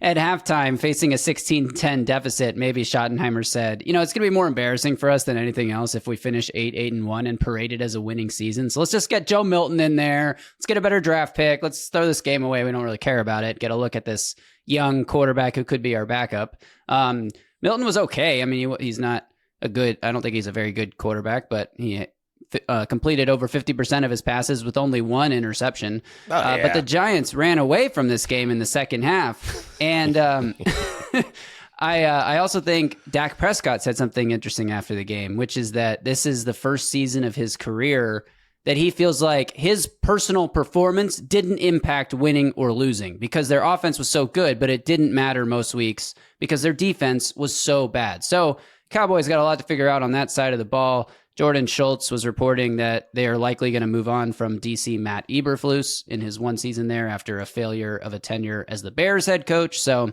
see what the Cowboys do on that side of the ball. I love how Jerry's not even committing to that at this point. He's just like, well, there's a lot of problems. It's like, no, that's pretty much the big one, Right. That's that was the worst season in Cowboys defensive history. I mean, do you think I just read this article. I was having trouble falling asleep last night. I was on New York Times website, and I found this article about Biden and the disastrous debate he had with Trump last June. And the Biden camp was so afraid, not just of his mental welfare and his sharpness level and how they wanted to navigate this election that was slipping away, that they were actually completely sheltering him off from any contact with anyone, to the point where he wasn't even aware in conversations with Nancy Pelosi that the polls had taken a wild turn away from him and toward Trump, because he had been so siphoned off. Is that Jera with the Cowboys? Do you think Jera actually knows how bad things are gotten, or does he have people around him that are shielding him from the real dirty business that he has around this Dallas team? Not to that degree. I don't think anyone has that much, he doesn't have people pulling him away to that degree. I see what you're saying, but because a Jera, maybe it helps everyone around him to not know how bad things are, I guess is what I'm trying to say. But he does more media than anyone associated with the Cowboys. He's their PR and vocal. But he's operating with on his own set of facts. For instance, 8-1 is a winning season. You know what I mean? That's true. Is he disassociated from what we would consider successful reality for a football team? Without question, he is. How about reality? Without question, to some degree. Well, what reality? He's not lived in the reality that we would understand for probably 45, 50 years. So yeah, he's an older man. I just, yeah. You think I'm an idiot? Do you? Well, I don't think you're an idiot. I think he's just an older man that needs They need to come at this thing from a different angle because it's another lost season. They do for the feel the Cowboys. same year after year, don't they? They just feel the same.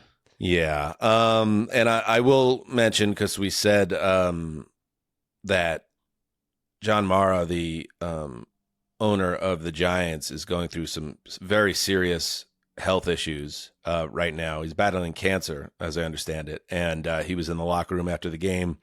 They gave him the game ball. And I mean, there is a very serious and real life backdrop to what's going on around the Giants right now. So I want to kind of separate those two things from the conversation. But yeah, it does also impact, I guess, decision-making around the organization as Mike Kafka wraps up his interim coach title, and the Giants have to figure out what's next for the organization. I mean, I was texting with some Giant fans buddies today, and it was like, listen, the season can't be a total disaster because we got Dart, and Dart proved himself as a potential long-term solution at quarterback. So, but everything else was as bad as it could possibly be.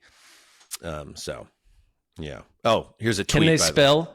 Like, can your Giants, your friends who are Giants fans, can they spell very well? What? I never know with Giants fans. Wow. Wow. Sessler. I don't know. They're well educated, my friends. All right, here's a tweet just to underscore the Giants. As a Giants fan, the absolute rage they feel in their own way. If the Giants win today, somebody named Tommy Smokes, I'm not familiar with his work, but if the Giants win today, they will be 8-30 in their last 38 games. 4 of those 8 wins will have been in week 17 or 18 when they're long eliminated from playoff contention and only playing for draft positioning. You really can't make it up. It's not jet level hell right now being a Giants fan, but it is a version of hell because they just don't. The operation's wonky. I mean, well, I can name another team that just did the same exact thing and would have had the number 1 pick tonight had they not won the last 2 meaningless games they won, and they live in Cleveland. We'll get to the Browns, Mark. We're getting there. Okay, but we're getting there. Don't worry. Let's take a break and we'll hit the rest of the games. All right, we're back. NFC out of the way. Let's now move to the AFC and see how that conference shook out on the last Sunday of the regular season.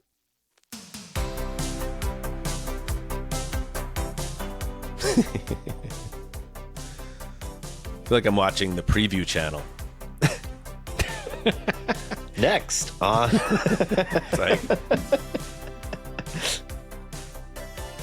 It's like, get in the line of fire now on request. Then it changes, and it's always, oh my God, it used to be this thing when we were in training camp, I think, for Jets, where you would hear the same thing like 30 days in a row. And then it was just like boys night in, and the music changes, and then it's like, you can spend $30 on porn if you'd like. Anyway, the Broncos did take care of business. 19-3 over the Chargers, who were resting key players, including Justin Herbert. And with the victory, they clinched the AFC's top playoff seed. The big play, Jaquan McMillan, a 45-yard pick six. That was important because, as the Broncos tend to do, they didn't really run away and hide in this game. It was 10-3 at the half, 13-3 at the end of 3. But they did what they had to do, and here they are with home field advantage in the AFC playoffs, where they lost only 1 game at Mile High all year. So they're set up well. They're set up well, but it's like I like this Broncos team. I pumped them up before the season. They end up going 14-3. I'm just curious, like, for instance, like the Desert, will the Broncos be favored by the time they're in the divisional round? Because you can make a case for a lot of these AFC teams around them being every bit their equal. But at the end of the day, in a wide open season, having one less playoff game and getting teams to come into your building is a big deal. So congratulations to the Broncos. The team have heed the call for getting exactly what they wanted at the end of the regular season. They're the perfect team to be the ideal team to be 14-3 during one of the weirdest NFL regular seasons we've experienced. They had no offensive touchdowns today. They have 12 wins in games they've trailed this season, the most in NFL history by any team. And they feel that way. And I think that your voice inflection, Dan, as you were sort of setting this up, is like, I want to give you credit. And I think Sean Payton is a genuinely, I don't know what Connor's holding on to in his pocket there about the Payton scenario, but like Payton is genuinely a difference-making coach. And he's done it. And like, here you are. And like, you are the number 1 seed. And I can't think...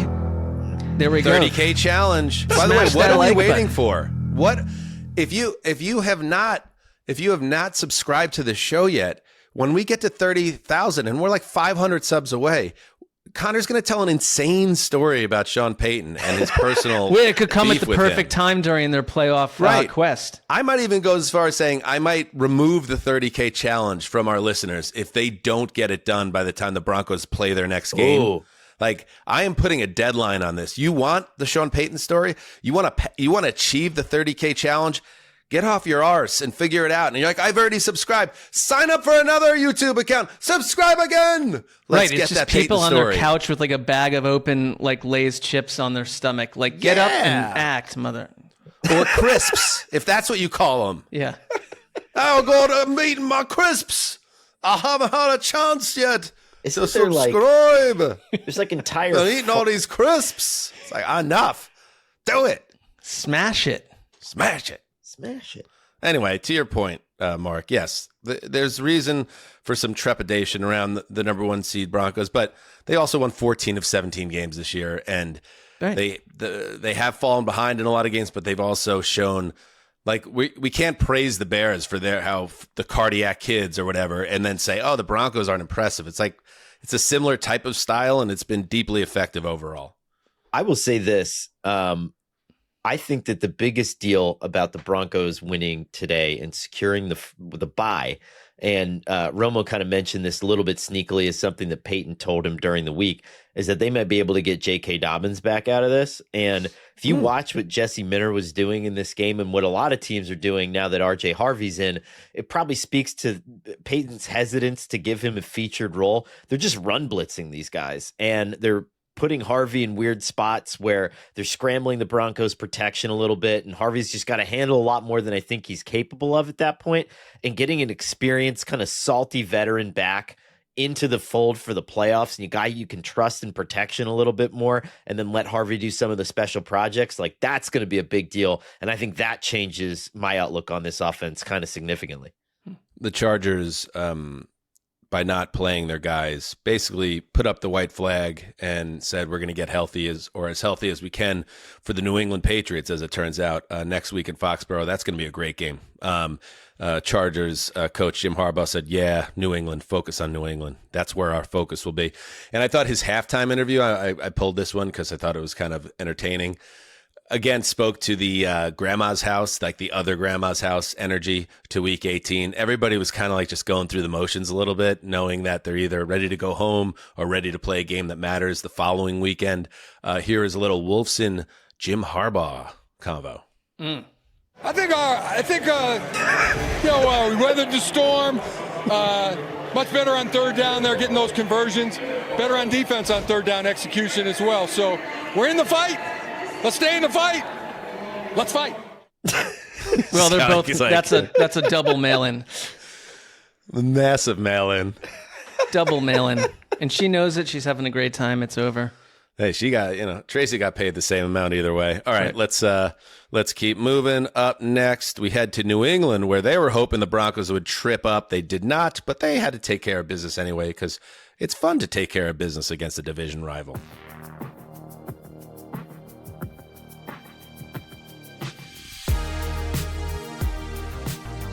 What a year. Listen, nothing would bring me more joy than for this to be the last Patriots win of the season. But even if it isn't, I'm going to be magnanimous here, as Tugboat often can be, despite what Sessler says. I have to say bravo, because the Patriots go 14-3 this year after going, 4-13 last year? It's fucking incredible. 38-10. They take down the Dolphins with ease. Quinn Ewers was the Miami quarterback. Zach Wilson even got in this game. How about that? Zach's like, I got Instagram photos to post for my wedding. Get me off this field. Drake May is in there for a bit. He finishes 14 of 18 for 191 and a touch. And the Patriots win a meaningless game, as it turns out, because, yes, the Broncos did clinch that number 1 seed, but they are the number 2 seed, and as a result are pretty well set up, even if they do have to play next week. I don't know what you want to talk about this game. I could tell you that the reporting out there from Schefter is that the Dolphins are leaning towards keeping Mike McDaniel. So that is a big decision that the Dolphins are going with. I think that's a little bit in line with some of the stuff you've been putting out there too, Connor, and your Sports Illustrated reporting about how they want to go about repairing this roster and moving forward in the front office. So McDaniel likely to survive, although it seemed like he was on the fence even a couple of days ago.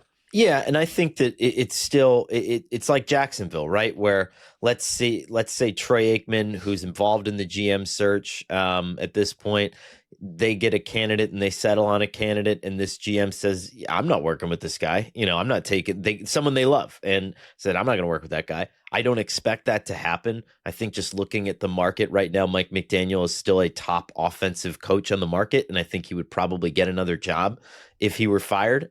So I think you stand pat for a year, and then you make your move. So I would be surprised if that changes. That's what I would say. There are whispers out there that Stephen Ross likes Mike McDaniel. He does. That there is an affinity between the two of them. He sees his value, and it's like, I don't know. I guess I'm not trying to be like overly exhausted by the whole hiring cycle, but like someone else is going to look at Mike McDaniel and say, that's exactly what we need. He fits exactly what we want in today's modern offensive-minded coaches, but it just hasn't worked because of the quarterback, because of other stuff in Miami. Greg Olson made a comment today that Devon Achane, they see as their Christian McCaffrey. And so it's like, who's they? Okay. And who's they a week from one's now? One's a future Hall of Famer and one's Devon Achane, but okay. I know he's had a great year. I'm saying just in terms of structurally building a team. So you bring in like a new coach and you blow everything up and half these players leave. It's like, is Mike McDaniel the genuine problem here? I just get a little tired of like, it's 3 or 4 years and everyone's gone. It's the same thing though. It's like, yeah, you could keep McDaniel But do you think here. He's the problem though? Yeah. He's part of the problem. He's been there 4 years. They haven't won a playoff game. So what? But they're much better than they were before, though.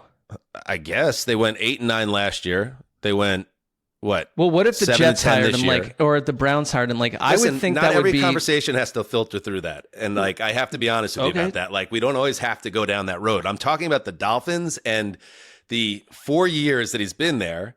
And you could say, well, it's the quarterback's fault, or it's this person's fault, or that person's fault. But what if there's somebody out there, if you really turn over some rocks, it's a much better fit to build a championship team? And I don't know. I feel like it's quite unusual. I'll just say this, and I'm not even saying it's a bad decision, because I understand why. If the owner believes in this guy and he's like, well, let's give him a fresh opportunity with a better or a different quarterback. But that's not going to be easy with how much you paid. You were so certain of Tua and McDaniel together that you made Tua a fantastically rich man last year with a contract extension. Like, I understand why they're doing this, but at the same time, it's very unusual in the NFL to get 4 years, not win a playoff game, not come close to winning a playoff game, and they're like, all right, keep doing the same thing. So while I get it, I'm also like, if I'm a fan of an AFC East team, am I like brokenhearted that Mike McDaniel's sticking around? No. I'm like, okay, the Dolphins it's status quo over there. I get you. I just think he's sort of what teams are looking for right now in this void. And then it's like, we'll just move on from what other teams are looking for. I would also say the GM was the one who made Tua rich to legitimize the decision to take him when he did, and the GM was the first one to get fired out of the two of them. That's fair. I mean, I don't know. Did McDaniel have a voice at all in that? I mean, it's hard to that part's hard to speculate on, but I would say that he seemed to like Tua quite a lot, at least in his public comments. I think publicly he understood that coming from Flores, who was a little bit more of a sandpaper presence, like he needed to act that way in order to at least get anything close to the best out of Tua, which I think is part of it. Well, we'll see how it all plays out. It could be a totally different conversation 24 hours from now, but let's see. All right, let's move to Duval. Man, I'll tell you what. I'm feeling these Jaguars. I am feeling the energy around this team. The chakras? What's that? I don't know. Mark? The chakras? I'm feeling the chakras around the Jaguars. Chakras are typically energy sources within the being. And yeah, you could be feeling that. There's a moment at the end of the first half in the 41-7 win over the Titans where Cam Little lines up. They get a turnover, and then they have time for one play, and they run out Cam Little for a 67-yard field goal attempt. And he pipes it because he's been godlike this year. He's a 22-year-old kicker. Longest made field goal in NFL history outdoors. And, of course, he had set the NFL record earlier in the season with a 68-yard field goal. And he kind of does this thing where he, like, tells everybody to calm down, and then he does a little dance. And the crowd's going absolutely apeshit, and it's just a party, and it's 31-7 at halftime. And I'm like, man, this team, this county, Duval, loves this team. This fan base loves this team. This team, the energy is awesome. You could tell these guys love playing with each other. And most importantly, they're winning every week. They finished 13-4, and the Broncos and Patriots both win, so they can't go and steal the number one seed. But I don't want anything to do with the Jaguars next week, and somebody's going to get them, and that's what I have to say. I think this Jaguars have a lot of good juice going into the playoffs. A lot. And they got what they needed, which is that someone needed to just kind of like flap Trevor Lawrence out like a towel. You know what I mean? And just get him playing with just that remarkable purpose and confidence on a week in and week out basis. And I think having a dependable or at least pseudo dependable run game does a lot of that for you. But a lot of this is just, you know, Trevor being allowed to be Trevor and knowing that you're going to get the backstop of a really good defense and having the coach like collecting all the vibes. And I'll be the first one to walk the plank on this. I thought first time head coach, first time GM, first time play callers at all coordinator positions. Bad idea. Turns out, I'm a shit for brains. So and I'm willing to say that. Yeah, I'm the second to walk the plank. I'll push you off and then probably walk back and then just get back on board and be like, fine. But like, I will say that like, I think there is a collective disbelief in what the Jaguars have offered us as football observers for like 20 years that kind of like slows your willingness to jump on board to this kind of stuff. But like, I can't think of another team. Well, okay, up there with the Seahawks and the Bears, the Jaguars have meshed and developed and grown, and so has their quarterback over the course of this season. And it's like we have to be looking at them with eyes open for what they really are. And like they're dominating teams. And you have to separate, for me, just like with anything, what the Jaguars meant forever. Like they're completely different under this coaching regime. They found the right coaching regime right now. And the quarterback is playing in a way that we've always waited for. And I don't think they're anything but extremely dangerous in the playoffs. And we had a lot of fun with James Gladstone, the young GM, the boy GM. Yeah. And yes, the Travis Hunter pick right now, you know, it's very inconclusive as he's on injured reserve, whether that was the football shifting move that will change how we view the sport. But he's still the GM of this team that's 13-4. So like Liam Cohen was a home run hire, as it turned out, and we had some fun with that. Sean Payton had some fun with the Jaguars, even in his Sean Payton way, by saying, it's a good little small market team. And now you see all these signs at Everbank Stadium, like a small market team. And then in the locker room, check out the vibes in the locker room. There's some type of meme going around about Trevor Lawrence and having a grill or something, and then he gets presented with one by his team after the game. Check this out. I got something to say, Trevor, because it's fun. We appreciate you so much for everything you do. I just want you to know all of Jacksonville behind you. We know it's a meme that's kind of going viral, so we got your own video.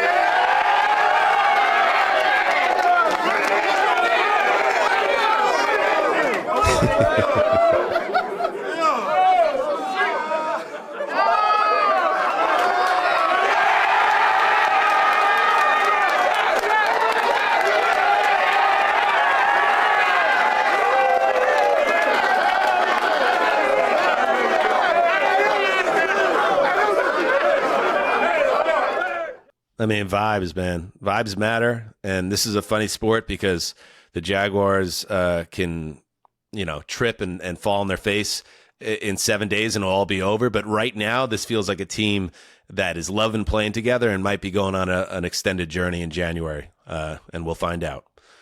All right. Got to get Conor a grill. That's our next. Yes.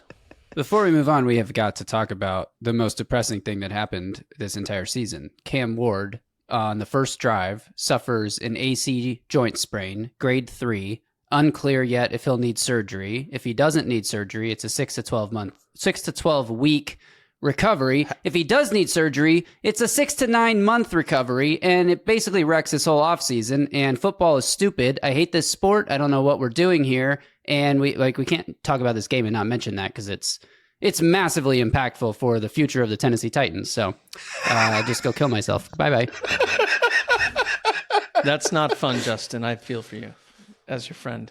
All right. Let's hope it's not the more serious ailment, Justin. It's the Titans, and only 1 to 2% of AC joint quarterback injuries do require surgery. But because it's the Titans, of course it will. Of course, it'll be the worst case scenario. I get it. Let's best wishes to 0 star. How about 0 surgeries for 0 star? Yes, would be nice. Fingers crossed. How about just 1 6 to 12 week rest and rehab scenario and 0 surgeries for 0 star? Yes. Cam Ward did win the 5 minutes of this game that he played 7-0. And the Titans lost the 55 minutes he didn't play 41-0. You're losing us slowly with pretty the impactful player there. All right, let's move on to Indianapolis, where the Houston Texans needed a win and some help to steal the AFC South. They didn't get the help, but they got the win. C.J. Stroud counted for 2 touchdowns in one half of work before everyone looked up at the scoreboard and saw Jacksonville was taking care of their business. And then Kaimi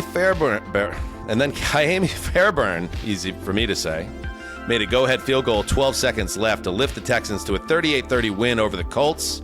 That's a 9-game winning streak for the Texans going into the playoffs. The Colts, once 8-2, finish 8-9, which is hardcore. The Texans, as we said, will now head to Pittsburgh to take on the Steelers on Monday night. Your thoughts on this game, gentlemen? I mean, I forget who brought it up. I think it was Dan. You were the one that was riding the crusade on this. Did we waste a little bit of time? Like the Phillip Rivers thing was cool, but Riley Leonard looks not bad, right? Did we waste a little bit of time not, having him play a couple games? Yeah, I mean, Leonard played really well in this game. That's what I'm saying. And I think what it comes down to it, and I tweeted about this because, listen, I don't want to be that killjoy and act like, oh, that Phillip Rivers thing, what a disgrace it was. But let's be real. They did go 0-3. He was pretty decrepit, even though he comported himself as well as one could have hoped.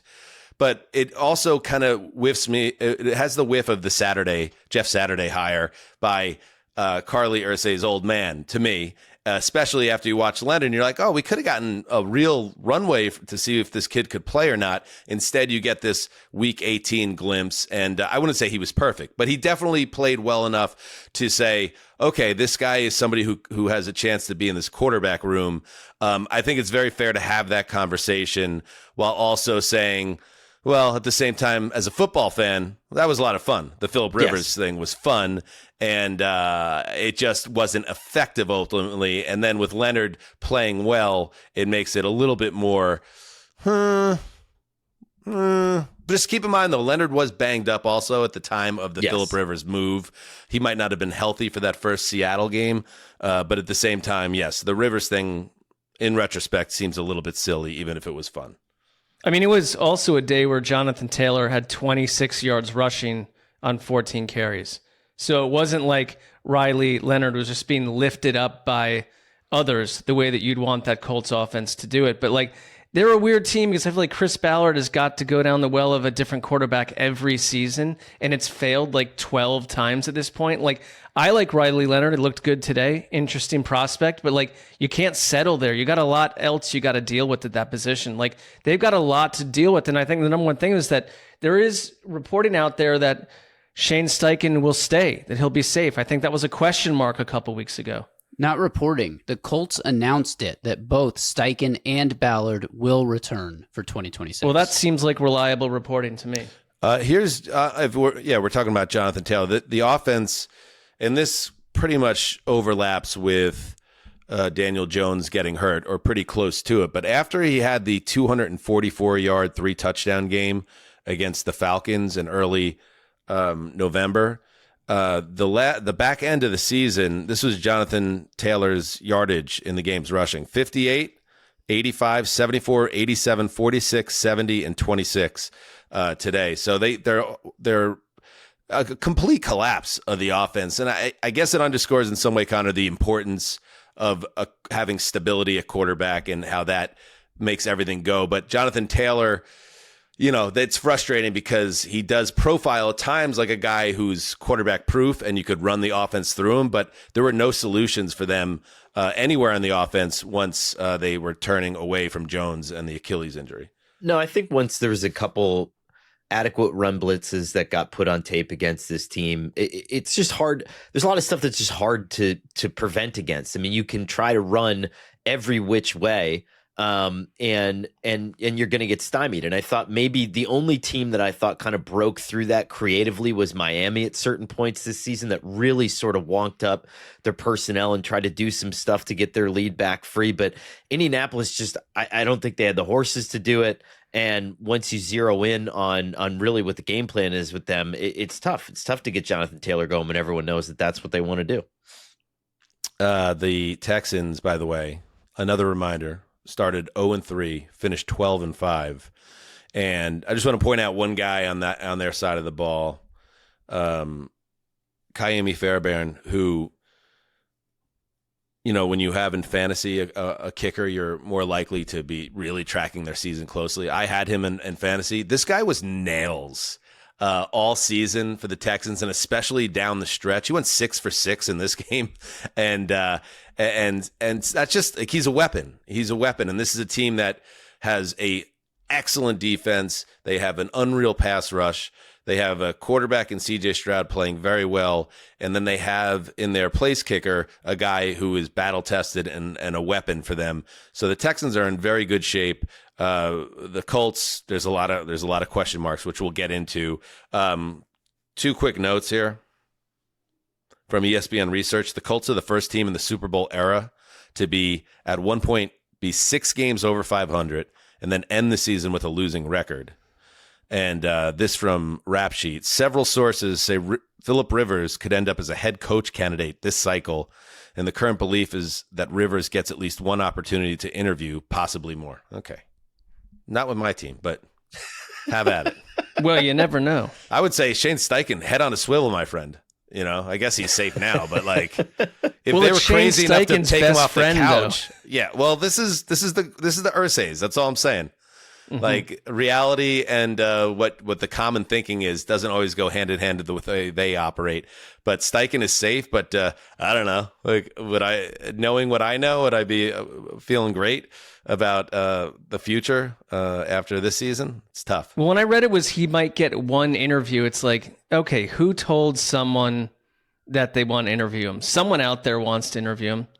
Yeah. Well, it's like when it's like the year that the Texans really wanted to interview Josh McCown as a head coach, and they were like, "Can someone else just interview him so it doesn't look as weird when we do it? Because we've been saying we're going to do it for a couple weeks," and they did it, and nothing happened. And last note on this: all-time backfire trades. They gave up 2 first-round picks to bring Sauce Gardner in as the final piece of their defense. They lose 7 straight games to end the season. He suffers a calf injury a month and a half ago and never returns. And they go from 8-2 to 8-9, all the way up to the 16th pick, which the Jets get. That is a crazy turn of events for the Colts, and I'm sure there's a little whiplash still about where the season was and where it finished. All right, let's keep moving. Speaking of the Jets, woof.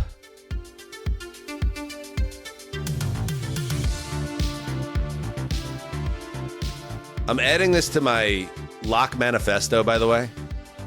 Never move off a lock inside the segment. Go with your first choice. I had said there's no chance. Right. I don't care who's playing quarterback for the Bills. This Jets team is historically awful. They've quit on the coach. They have a quarterback who wouldn't even be successful in the UFL. There's no way they're going to keep this thing within 3 or 4 touchdowns.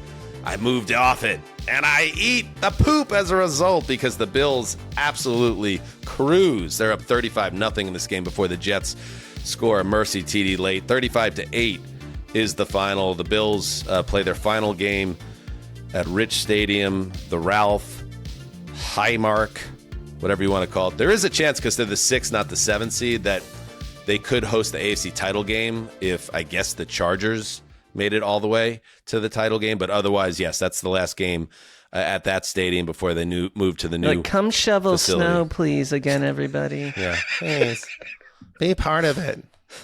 It was like, can we calm down about, the rich history of this stadium? It's like, how many chips? All right, I'll stop. I mean, we like the Bills Stadium. Oh, we love the Bills Stadium, please. I'm just saying, this isn't Lambeau closing, but okay. I'm glad we got that off our chest. That's going to go very well with.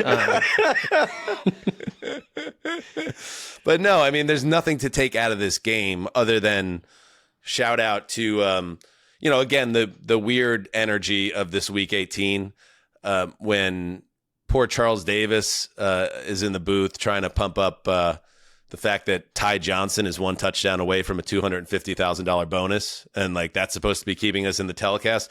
That's a tough one, but that was the deal. It's a Jets team that's been ready to go home, that has lost at a historic rate in December, getting blown out every week, and the Bills just taking care of business, sending the fans home happy. By the way, happy trails to Charles Davis, who announced his last game with CBS on the NFL side of things before he moves into a prominent role on the college side of things. We always loved CD when we worked with him at NFL Network. But the Bills, the big test is coming, and it starts next week, and I can't wait to see what version of Buffalo shows up. I'm sure your appetite for Jets futility porn at this point is exhausted, Dan, but I just have to point out this one thing. Mark's might be, but we don't know where Dan's at with that. Just imagine how I feel, Mark. Put it that way. Imagine how I also root for the Browns, which seems to be forgotten, but continue to go on, Connor. With Mark, do you want to tell me how many interceptions the Browns had this year? More than the Jets, which was 0, which I think is kind of remarkable, by the way. I think it's kind of special. I'm saying, don't be upset that your team's season wasn't as terrible as my team's season. We're not doing the 6th grade thing where we decide who has a worse sports No, that's team. what you're doing. That's what I'm saying. We don't have to do it. Just understand that this is arguably the worst season in the history of the Jets, as you were saying, Connor. So, yes, this is from our good friend Rich Samedi. It was just too good of a stat to pass up. Go ahead. So the Jets trailed by double digits on 53.1% of their offensive plays this season. Dan, that is the highest percentage by any team that has played football this century. So, yeah, they ended the game. They ended the season on a 5-game losing streak, outscored 188 to 54. 188 to 54, and that's great. They ended up getting the number 2 pick in the draft, and I get your frustration, Mark, but look at the Browns as an example. They were out of it.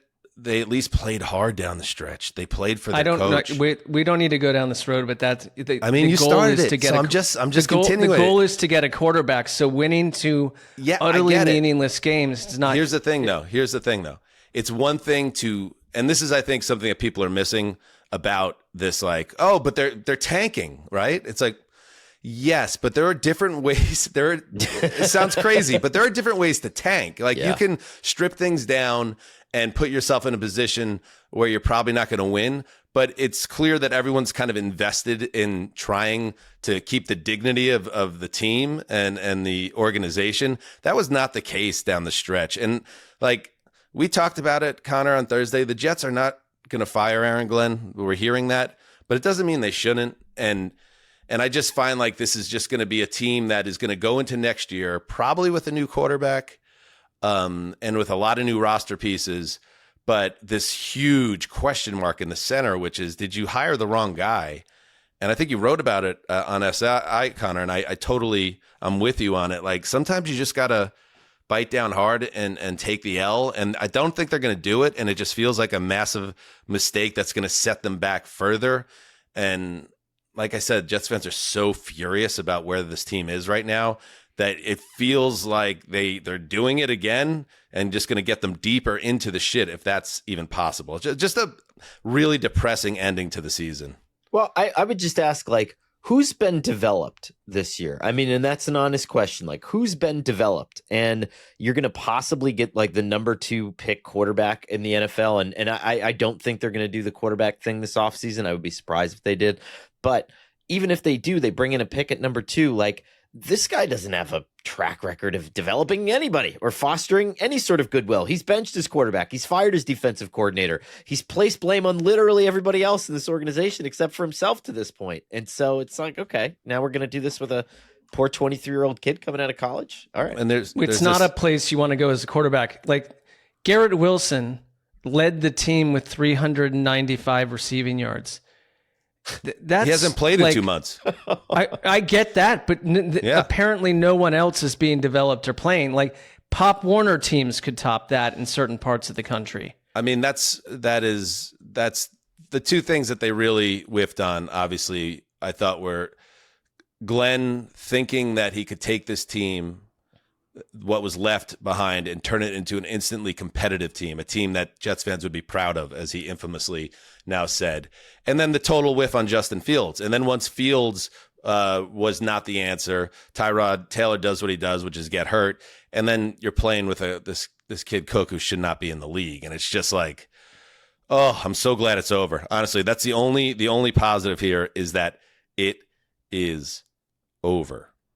And yes, reporting out there, including Schefter, is that Aaron Glenn is safe. And it's crossed my mind that Woody Johnson and company, when it was 35-0 in the fourth quarter, it's like, what would it take for them to move off that even today? Like, what if they lose 60-0 in this game? Like, what 100-0? What would it actually take for them to be like, shit, we got this hire wrong? And to the point earlier, like, yeah, maybe Mike Vrabel's not waiting on the wings, but like, this is a pretty big sample size, I thought, to when you know that you don't have the right guy. Man, I hope I'm wrong, but I think they got the wrong guy, and they're going to go into a new era of the team with the same guy. Oof. All right, let's move to Vegas.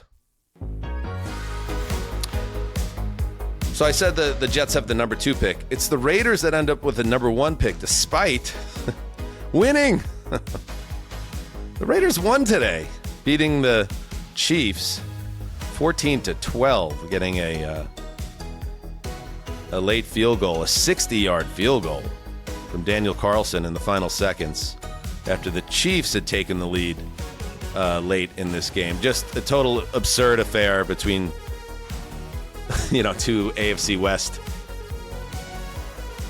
sad operations this year.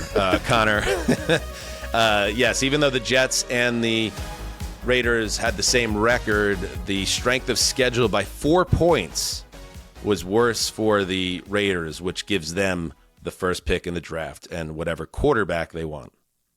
Yeah. I had thought a lot about my fellow beat writer brethren today because I was, you watch the game and then you go and you read about what everybody's writing about. And it's just like, yeah, Daniel Carlson redemption story with a 60-yard kick. And it's like, just slam a door in my face. Like, I can't, end this fucking season, And I just think that's how I felt with it. I mean, nice gutsy 60-yarder. Pete Carroll now knows that he could win a game. He wins a game at the last second, and hey, good for them. Speaking of Pete Carroll, Rap Sheet and Pelissero reported that the feeling around the league now is that Pete Carroll will be one and done. Here's a quote. Signs are pointing toward another reset in Las Vegas where Pete Carroll's status is very much in doubt.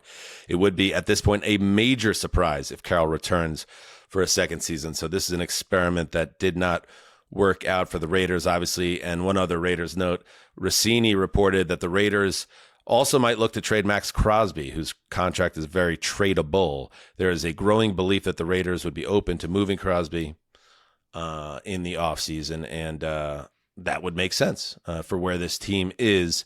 As for the Chiefs, yeah, and what might have been Travis Kelce's last game, they have to look in the mirror too. But this obviously actually helped them and made their draft pick a little bit better.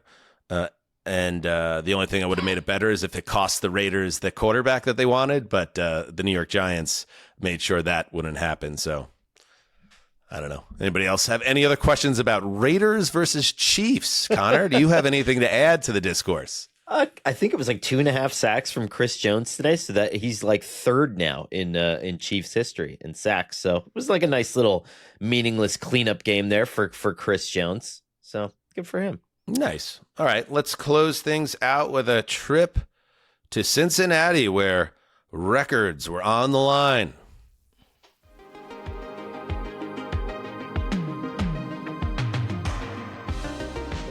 Oh, it happened.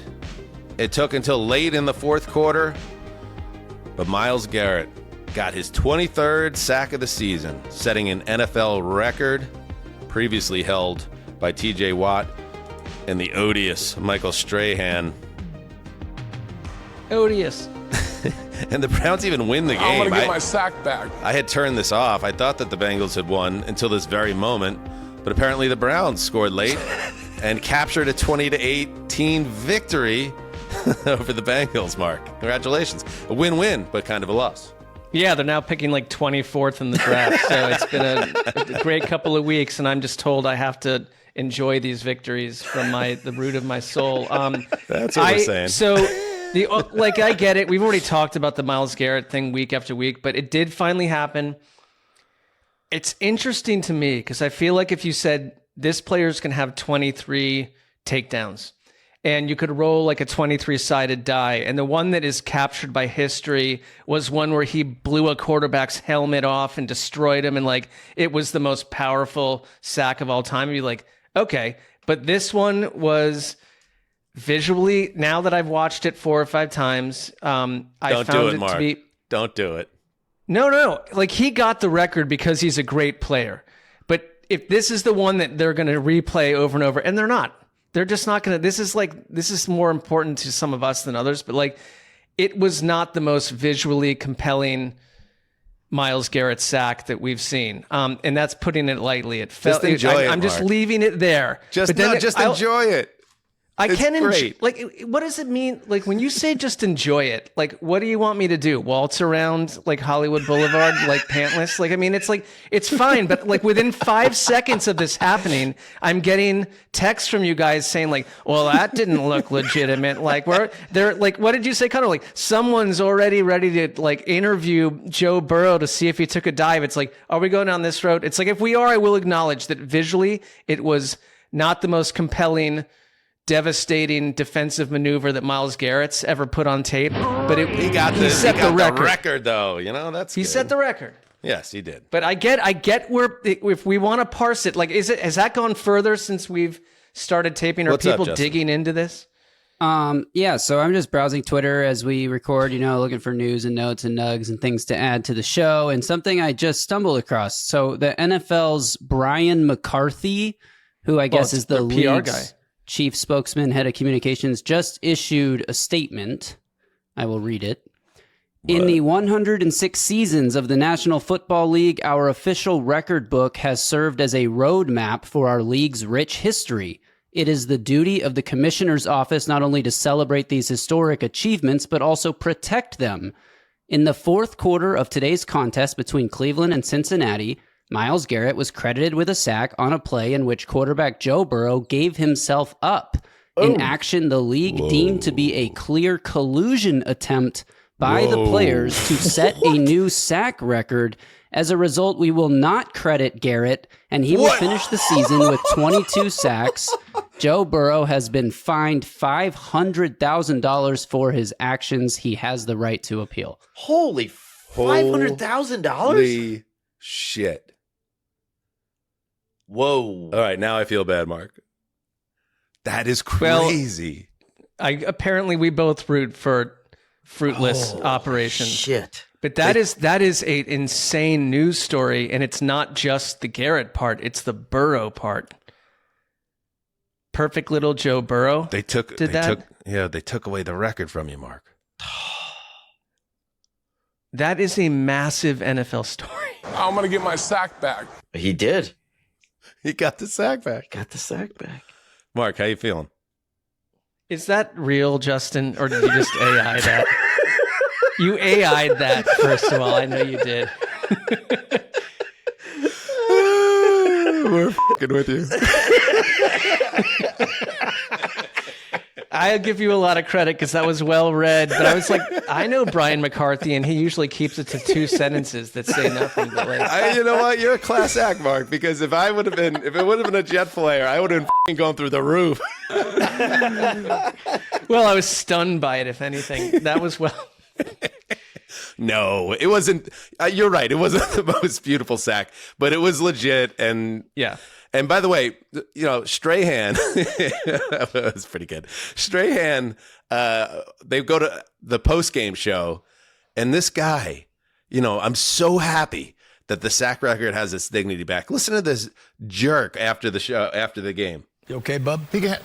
I hold the record for 16-game season. They hold records for 17-game season. That's the way it works out. Still claiming the title. But you can't compare records from 12-game seasons to 16 and 17-game seasons. It doesn't work. All right. I think that's just a sports thing, right? I think it was baseball before football had a lot of that. Yeah. By the way, the snaps played, which, on passing downs, Myles Garrett got 23 sacks and 437 snaps on passing downs. Strahan did it in 567.